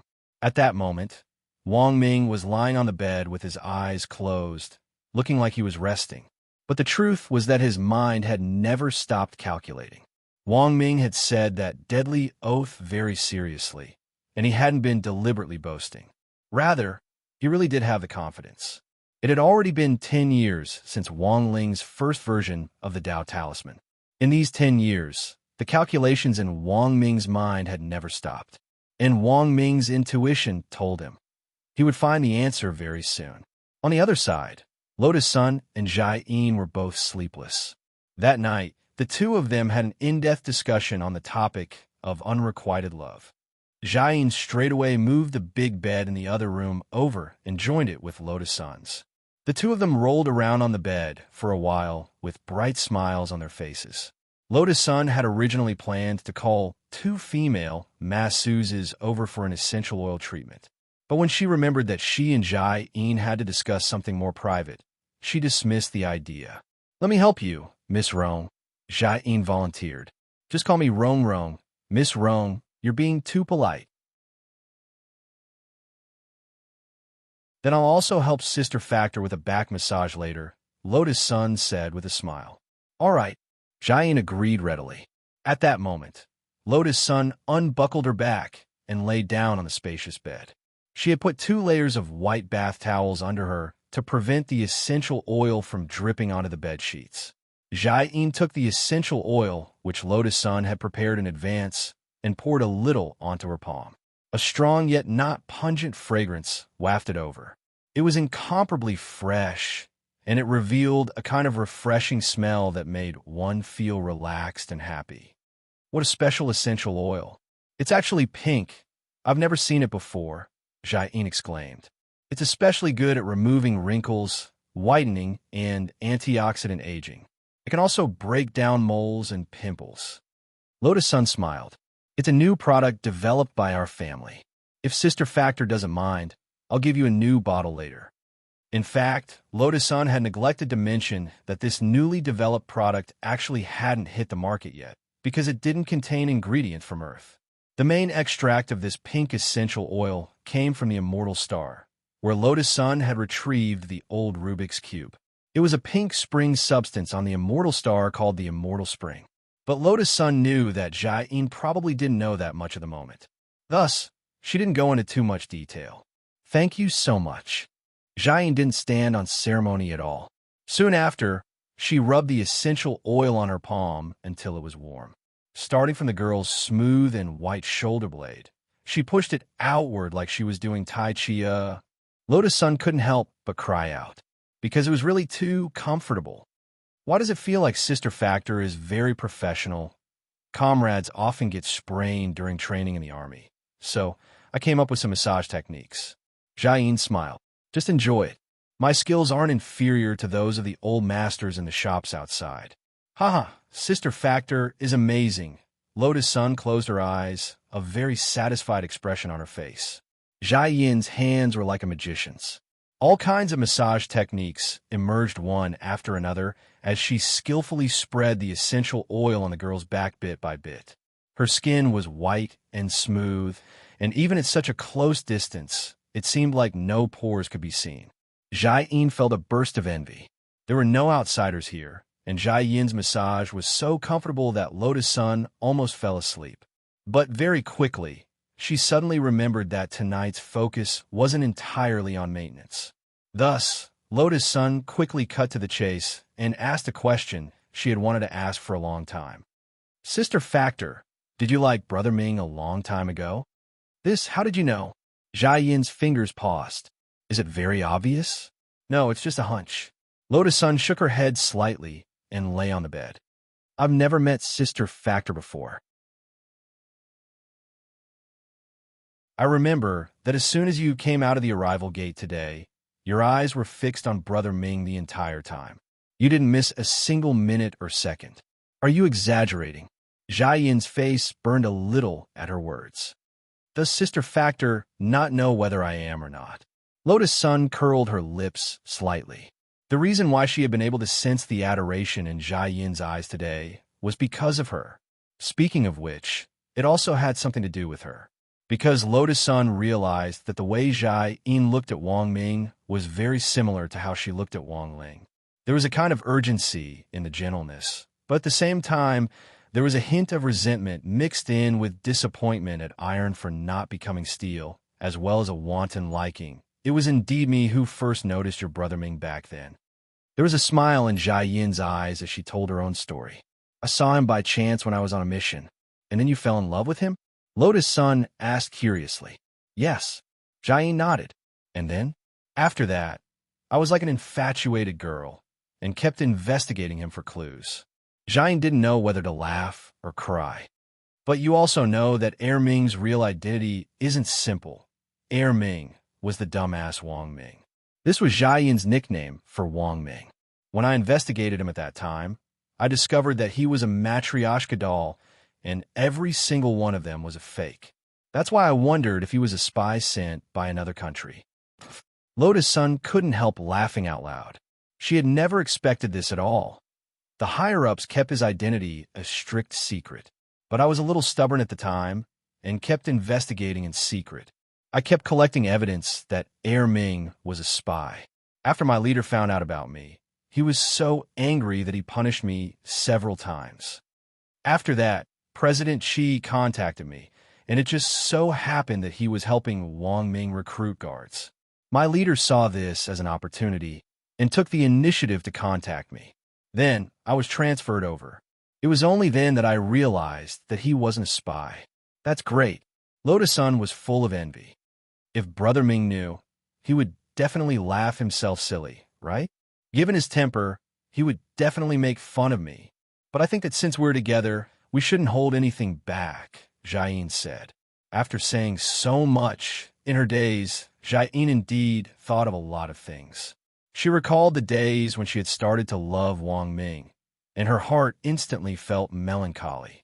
Only Jia Yin herself knew how she had managed to survive those days. Now that she had finally obtained the fruits of victory, Jia Yin felt that everything had been worth it as she reflected on the choices she had made in the past. Back then, Jia Yin hadn't believed in love at first sight, until she happened to see Wang Ming's high-spirited appearance. In that instant, she was certain that this was the person she was looking for, and this secret crush was in fact one of Jia Yin's most precious secrets. She had told Wang Ming before about exchanging secrets, and this was the secret she was going to tell him. If she didn't, perhaps Wang Ming would never know how long this female Special Forces soldier had liked him. It looks like what I said made Sister Factor think of a lot of things. Lotus Sun lay on the bed and smiled lazily. Your Sister Factor has too much experience, and I haven't thought of what to say yet. Jia Yin also smiled. But there's a lot of time ahead, and I have plenty of time to tell you. But you have to keep this a secret for me. Of course. Lotus Sun nodded. I love listening to stories.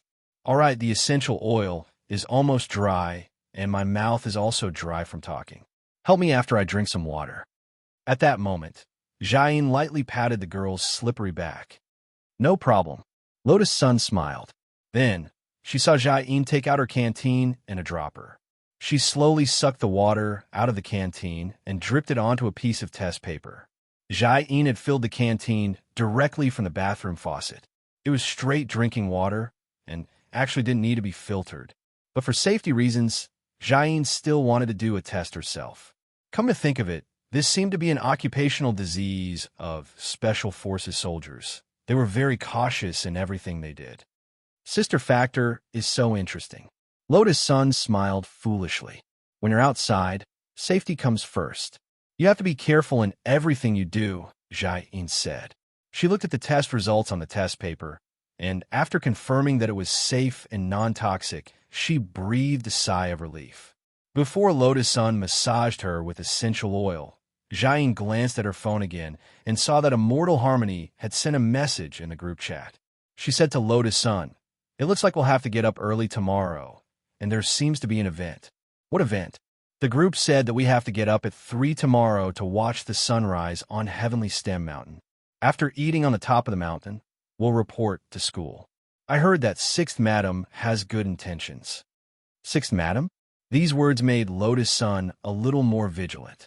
She immediately thought of the air crash that had almost happened on the immortal boat, and her eyes became even more vigilant. She didn't know why Sixth Madam would want to kill them.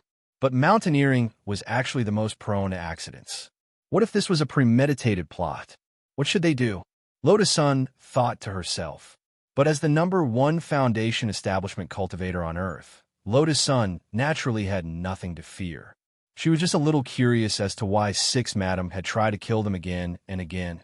Tuesday, December 15th.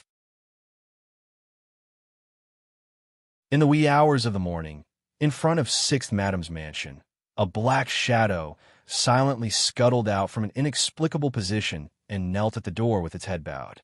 Has everything been taken care of?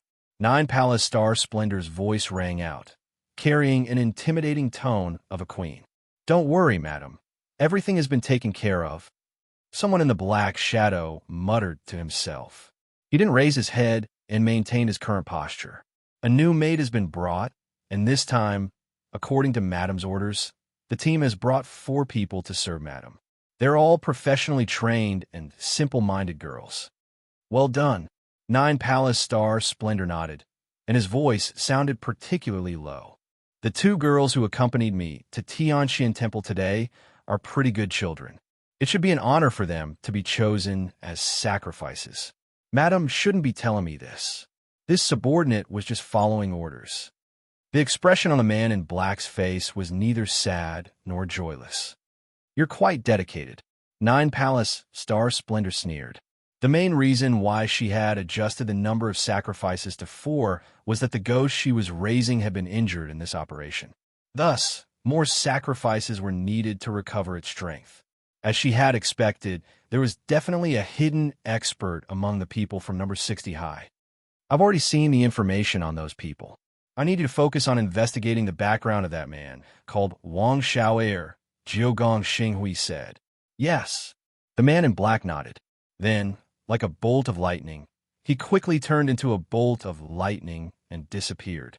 Sensing that the man in black's aura had completely disappeared, in Sixth Madam's mansion, Nine Palace Star Splendor had the following conversation with another unfamiliar voice. Why do you suspect that person? The voice was sharp and lingering, and in sharp contrast to Sixth Madam's, there was a hint of malice in it. It said that he's the only one who can't sense any fluctuations of spirit energy. Furthermore, he was the one who cut off the hair. It's impossible for an ordinary person to have the strength to cut off a strand of hair. Nine Palace Star Splendor smiled. As for that student Wang and eldest Miss Sun, their strength is absolutely real. That eldest miss might be a little stronger than the average foundation establishment cultivator, but her battle strength doesn't surpass that of a golden core cultivator. So what do you plan to do next? I organized the mountaineering operation. A foundation establishment cultivator won't be able to survive at that height. When the time comes, I'll push one of them down and we'll know. Nine Palace Star Splendor's expression darkened, and he smiled as he said, in a moment of crisis like that, if one of the 3 was hiding his strength, he would definitely be exposed. At 3 o'clock, the sky above Sun Island was still dark. Wang Ling actually hadn't slept at all. He had just put his brain into hibernation mode, and then set the timer to turn on. Once it was time, his dead fish eyes would automatically pop open. Wang Ling walked over to take a look at Wang Ming's condition. He had already set an alarm clock on his tablet. From 3 o'clock to 3:20 past 3, he had set a total of 10 alarm clocks to ring. He had set one every few minutes. Generally speaking, Wang Ming probably wouldn't wake up until all the alarms had rung. Wang Ling crouched down and was about to shake Wang Ming awake when he suddenly heard Wang Ming murmur, "Let the parabola be on the y-axis, then we get dy, xy." Was he calculating in his dreams? For a moment, Wang Ling was a little dazed. Then, about 2 minutes later, Wang Ming's second alarm clock rang. All of a sudden, The tablet emitted a warning sound. Then, a series of densely packed data symbols swiftly popped up on the tablet. Suddenly, Wang Ling had an ominous premonition. He could tell that the scrolling image on the tablet was some kind of smart hacking program. Wang Ling took 2 steps back. Then, with a whoosh sound, the hotel smoke alarm sprinkler was directly activated and water directly splashed over Wang Ming's face and body. "Why is it already 3 o'clock?" Rubbing his face. Wang Ming calmly got out of bed, stretched, and then stripped naked in front of Wang Ling. "Wang Ling, Wang Ming, Ling Ling, go to the bathroom and get me some body wash, shampoo, toothpaste, and toothbrush. I need to take a refreshing shower. Water is precious. Don't waste it." Wang Ling, "As expected of you." And so, when they gathered at the entrance of the hotel 10 minutes later, Wang Ming was the only one who smelled like he had just taken a shower. "When did you become so clean?" Jiayin thought it was a little inconceivable. Sometimes, when Wang Ming was completely engrossed in calculating some research formula, he would forcibly use elixirs to keep his body afloat for several days and nights without sleep or rest, and didn't even have time to take a shower. "This is the wet alarm clock plug-in I designed before. I didn't expect it to be so useful. Don't worry, I won't need it in the future." Wang Ming smiled, then whispered in Jiayin's ear, "From now on, Daimi will help me wash.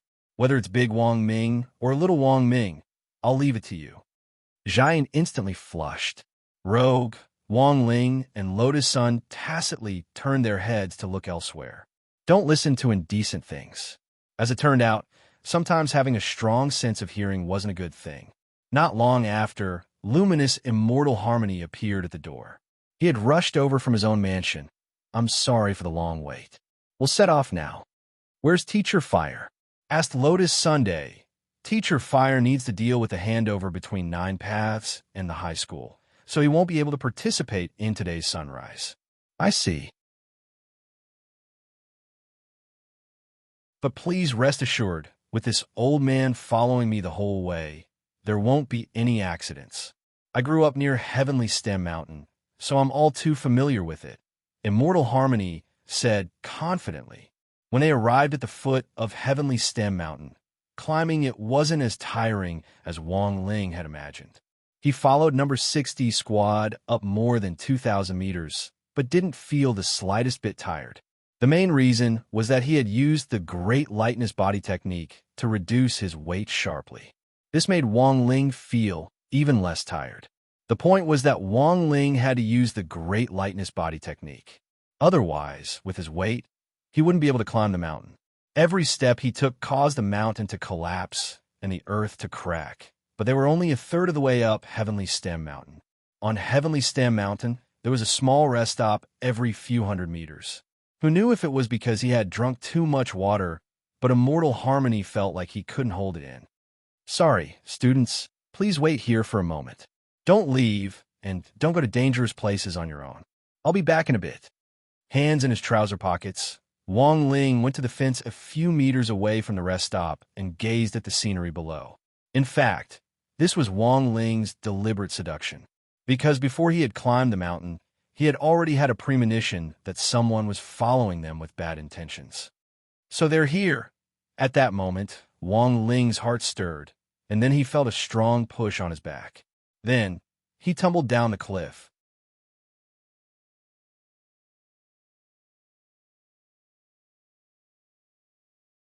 Chapter 1501. The moment he fell off the cliff, he was wondering if his acting skills were up to par. Was there anything artificial or unnatural about it?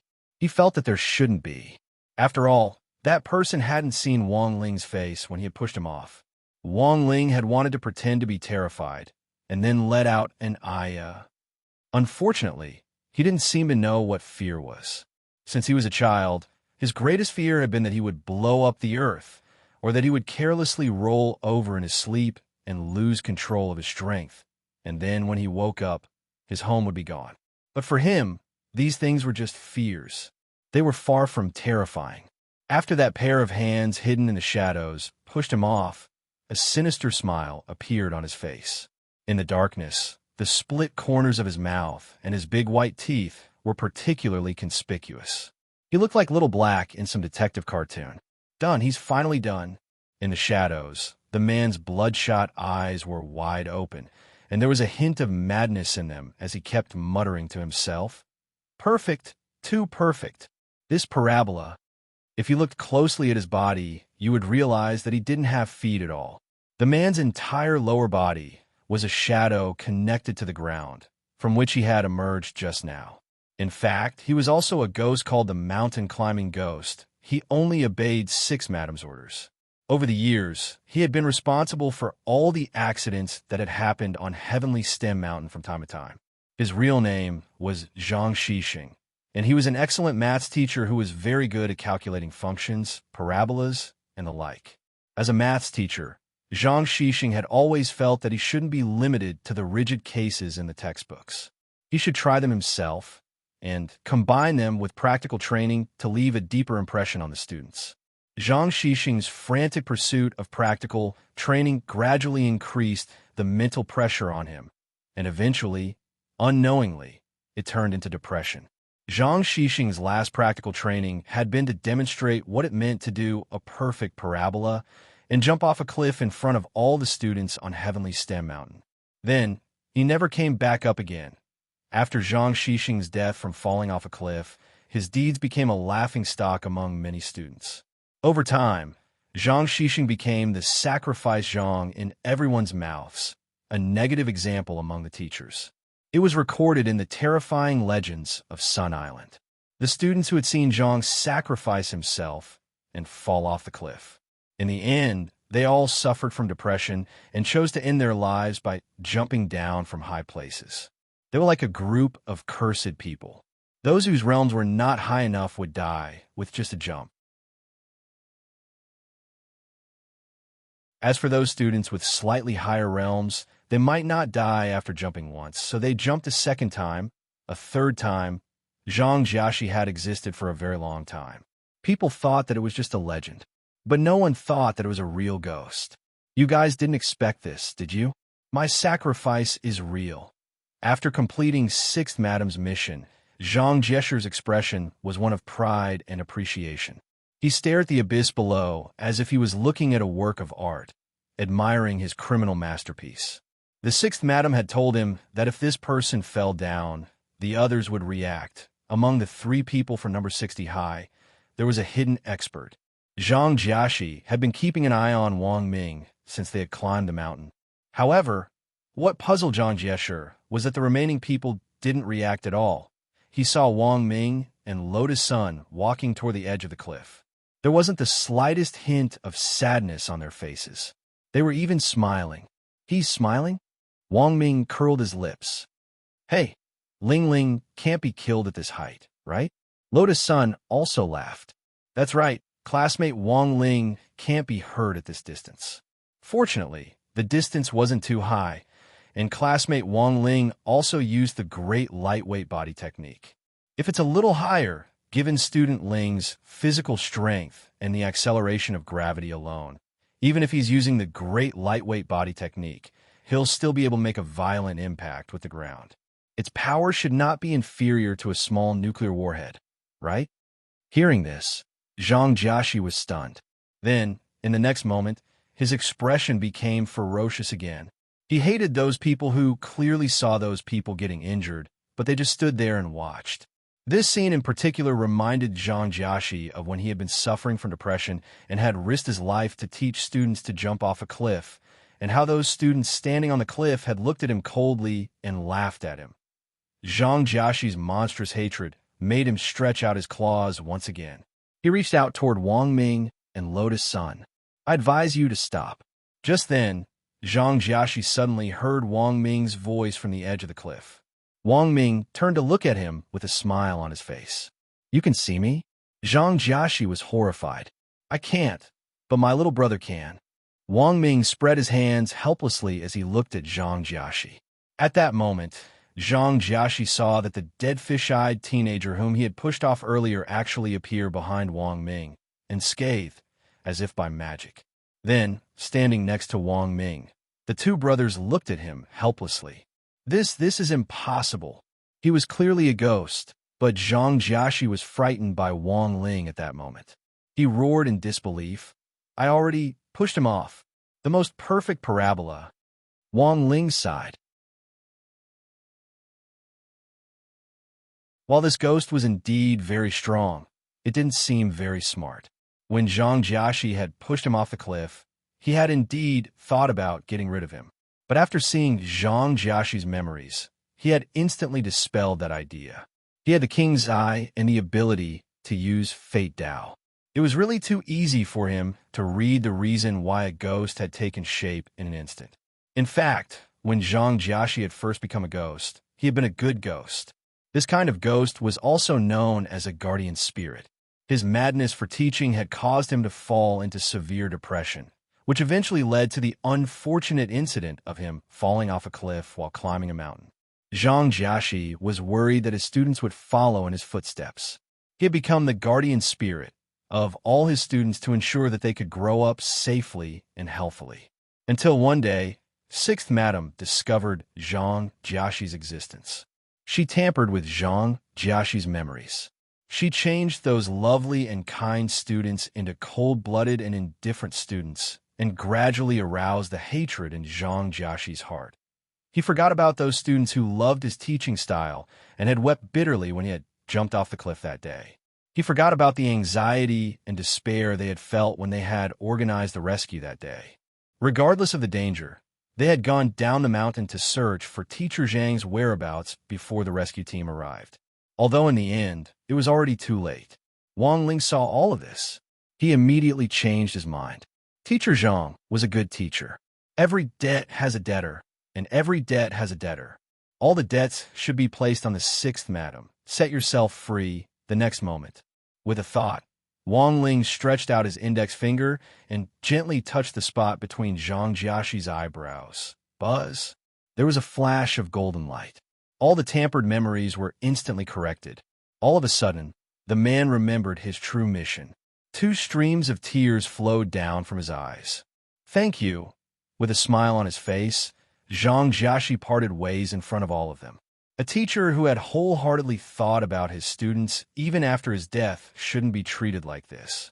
Wang Ling had used his own strength to set Zhang Jiaxi free and send him to reincarnation. And in the next reincarnation, Zhang Jiaxi would still be an outstanding, accomplished teacher who was loved and respected by his students. Is it all over? Wang Ming asked. Wang Ling nodded. In fact, the whole process had happened very quickly. Before Yin Xian and Hemming had even come out of the toilet, this mountain-climbing ghost, Zhang Jiaxi, had been perfectly dealt with. Then, Wang Ling shared Zhang Jiaxi's original memories with Wang Ming, Lotus Sun, and Jiayin, who had been staring at him in utter shock.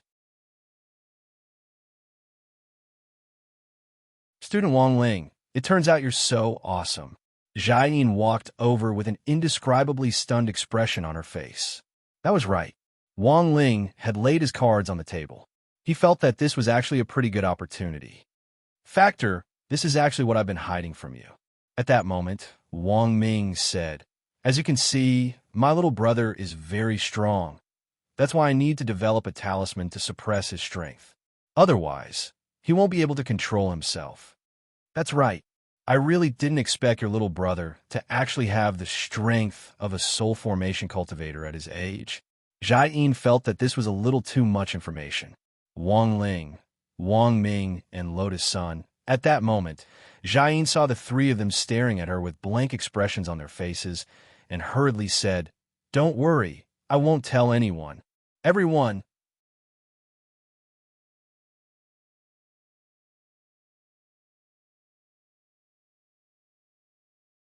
Chapter 1502.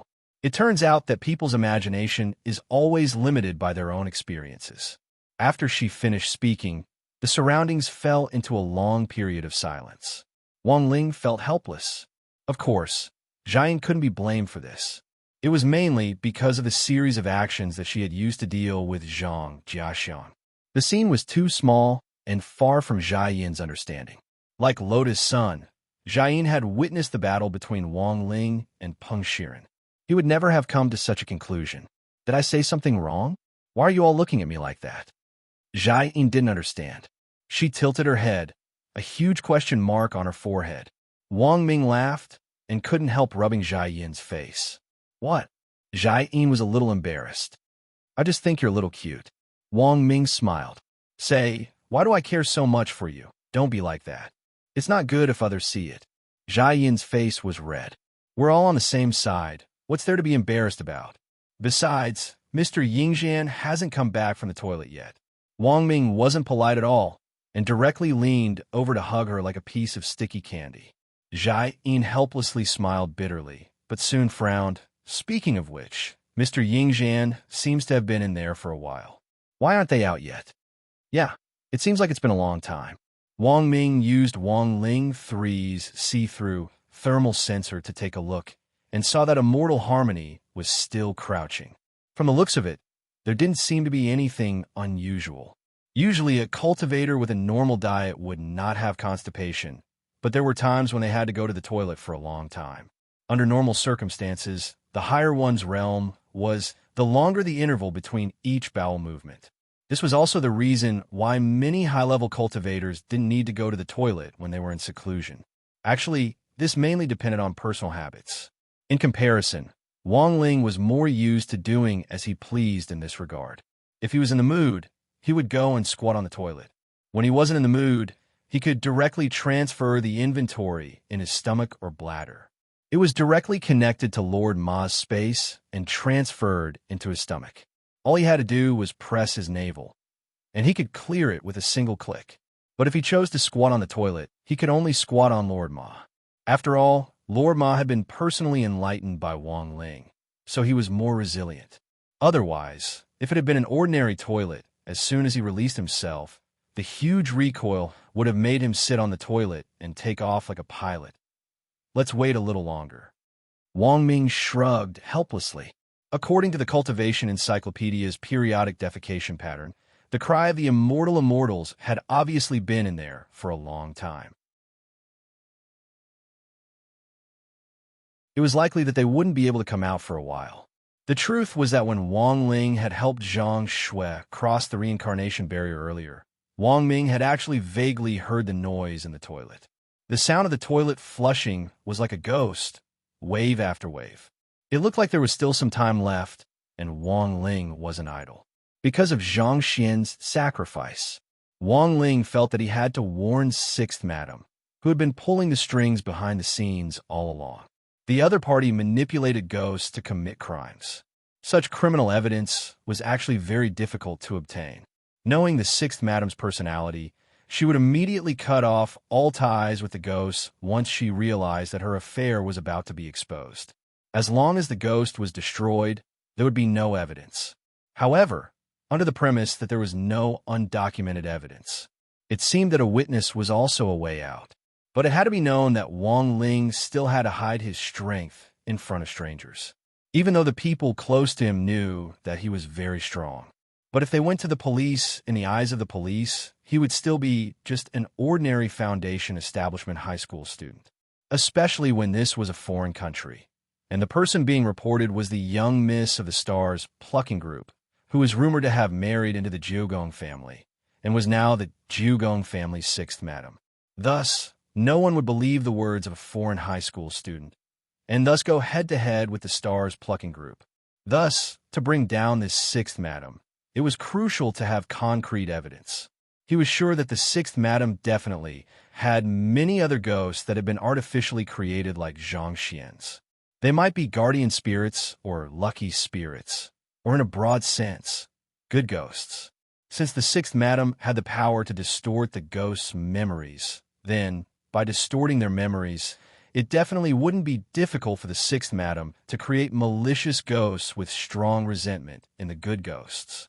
At that moment, while Mr. Cry of the Immortal Immortals was still in a frenzy, through the king's eye, Wang Ling was quietly watching the Sixth Madam's movements. In the Jiugong family's Sixth Madam's mansion, the Sixth Madam was combing her waterfall-like hair with a mahogany comb in front of a large concubine dressing mirror. As she was combing, her hand suddenly paused, and she pulled out a strand of white hair from the wooden comb. It had just fallen out of her hair. The sixth madam's eyes immediately dimmed. In front of the mirror, she started to talk to herself. Wang Ling could see everything that was happening in the room, as well as the specific sounds. The sixth madam opened her mouth, which seemed to be the sixth madam's original intention, a domineering and feminine voice. The connection with the mountain-climbing ghost has actually been broken. Then, she opened her mouth again. It was a sharp and ear-piercing voice that carried with it an evil feeling. That's right. I feel him ascend to heaven. I don't know what happened, but he became a guardian spirit again and entered the cycle of reincarnation. This sixth madam turned out to be Split? Wang Ling frowned as he sensed that something wasn't right.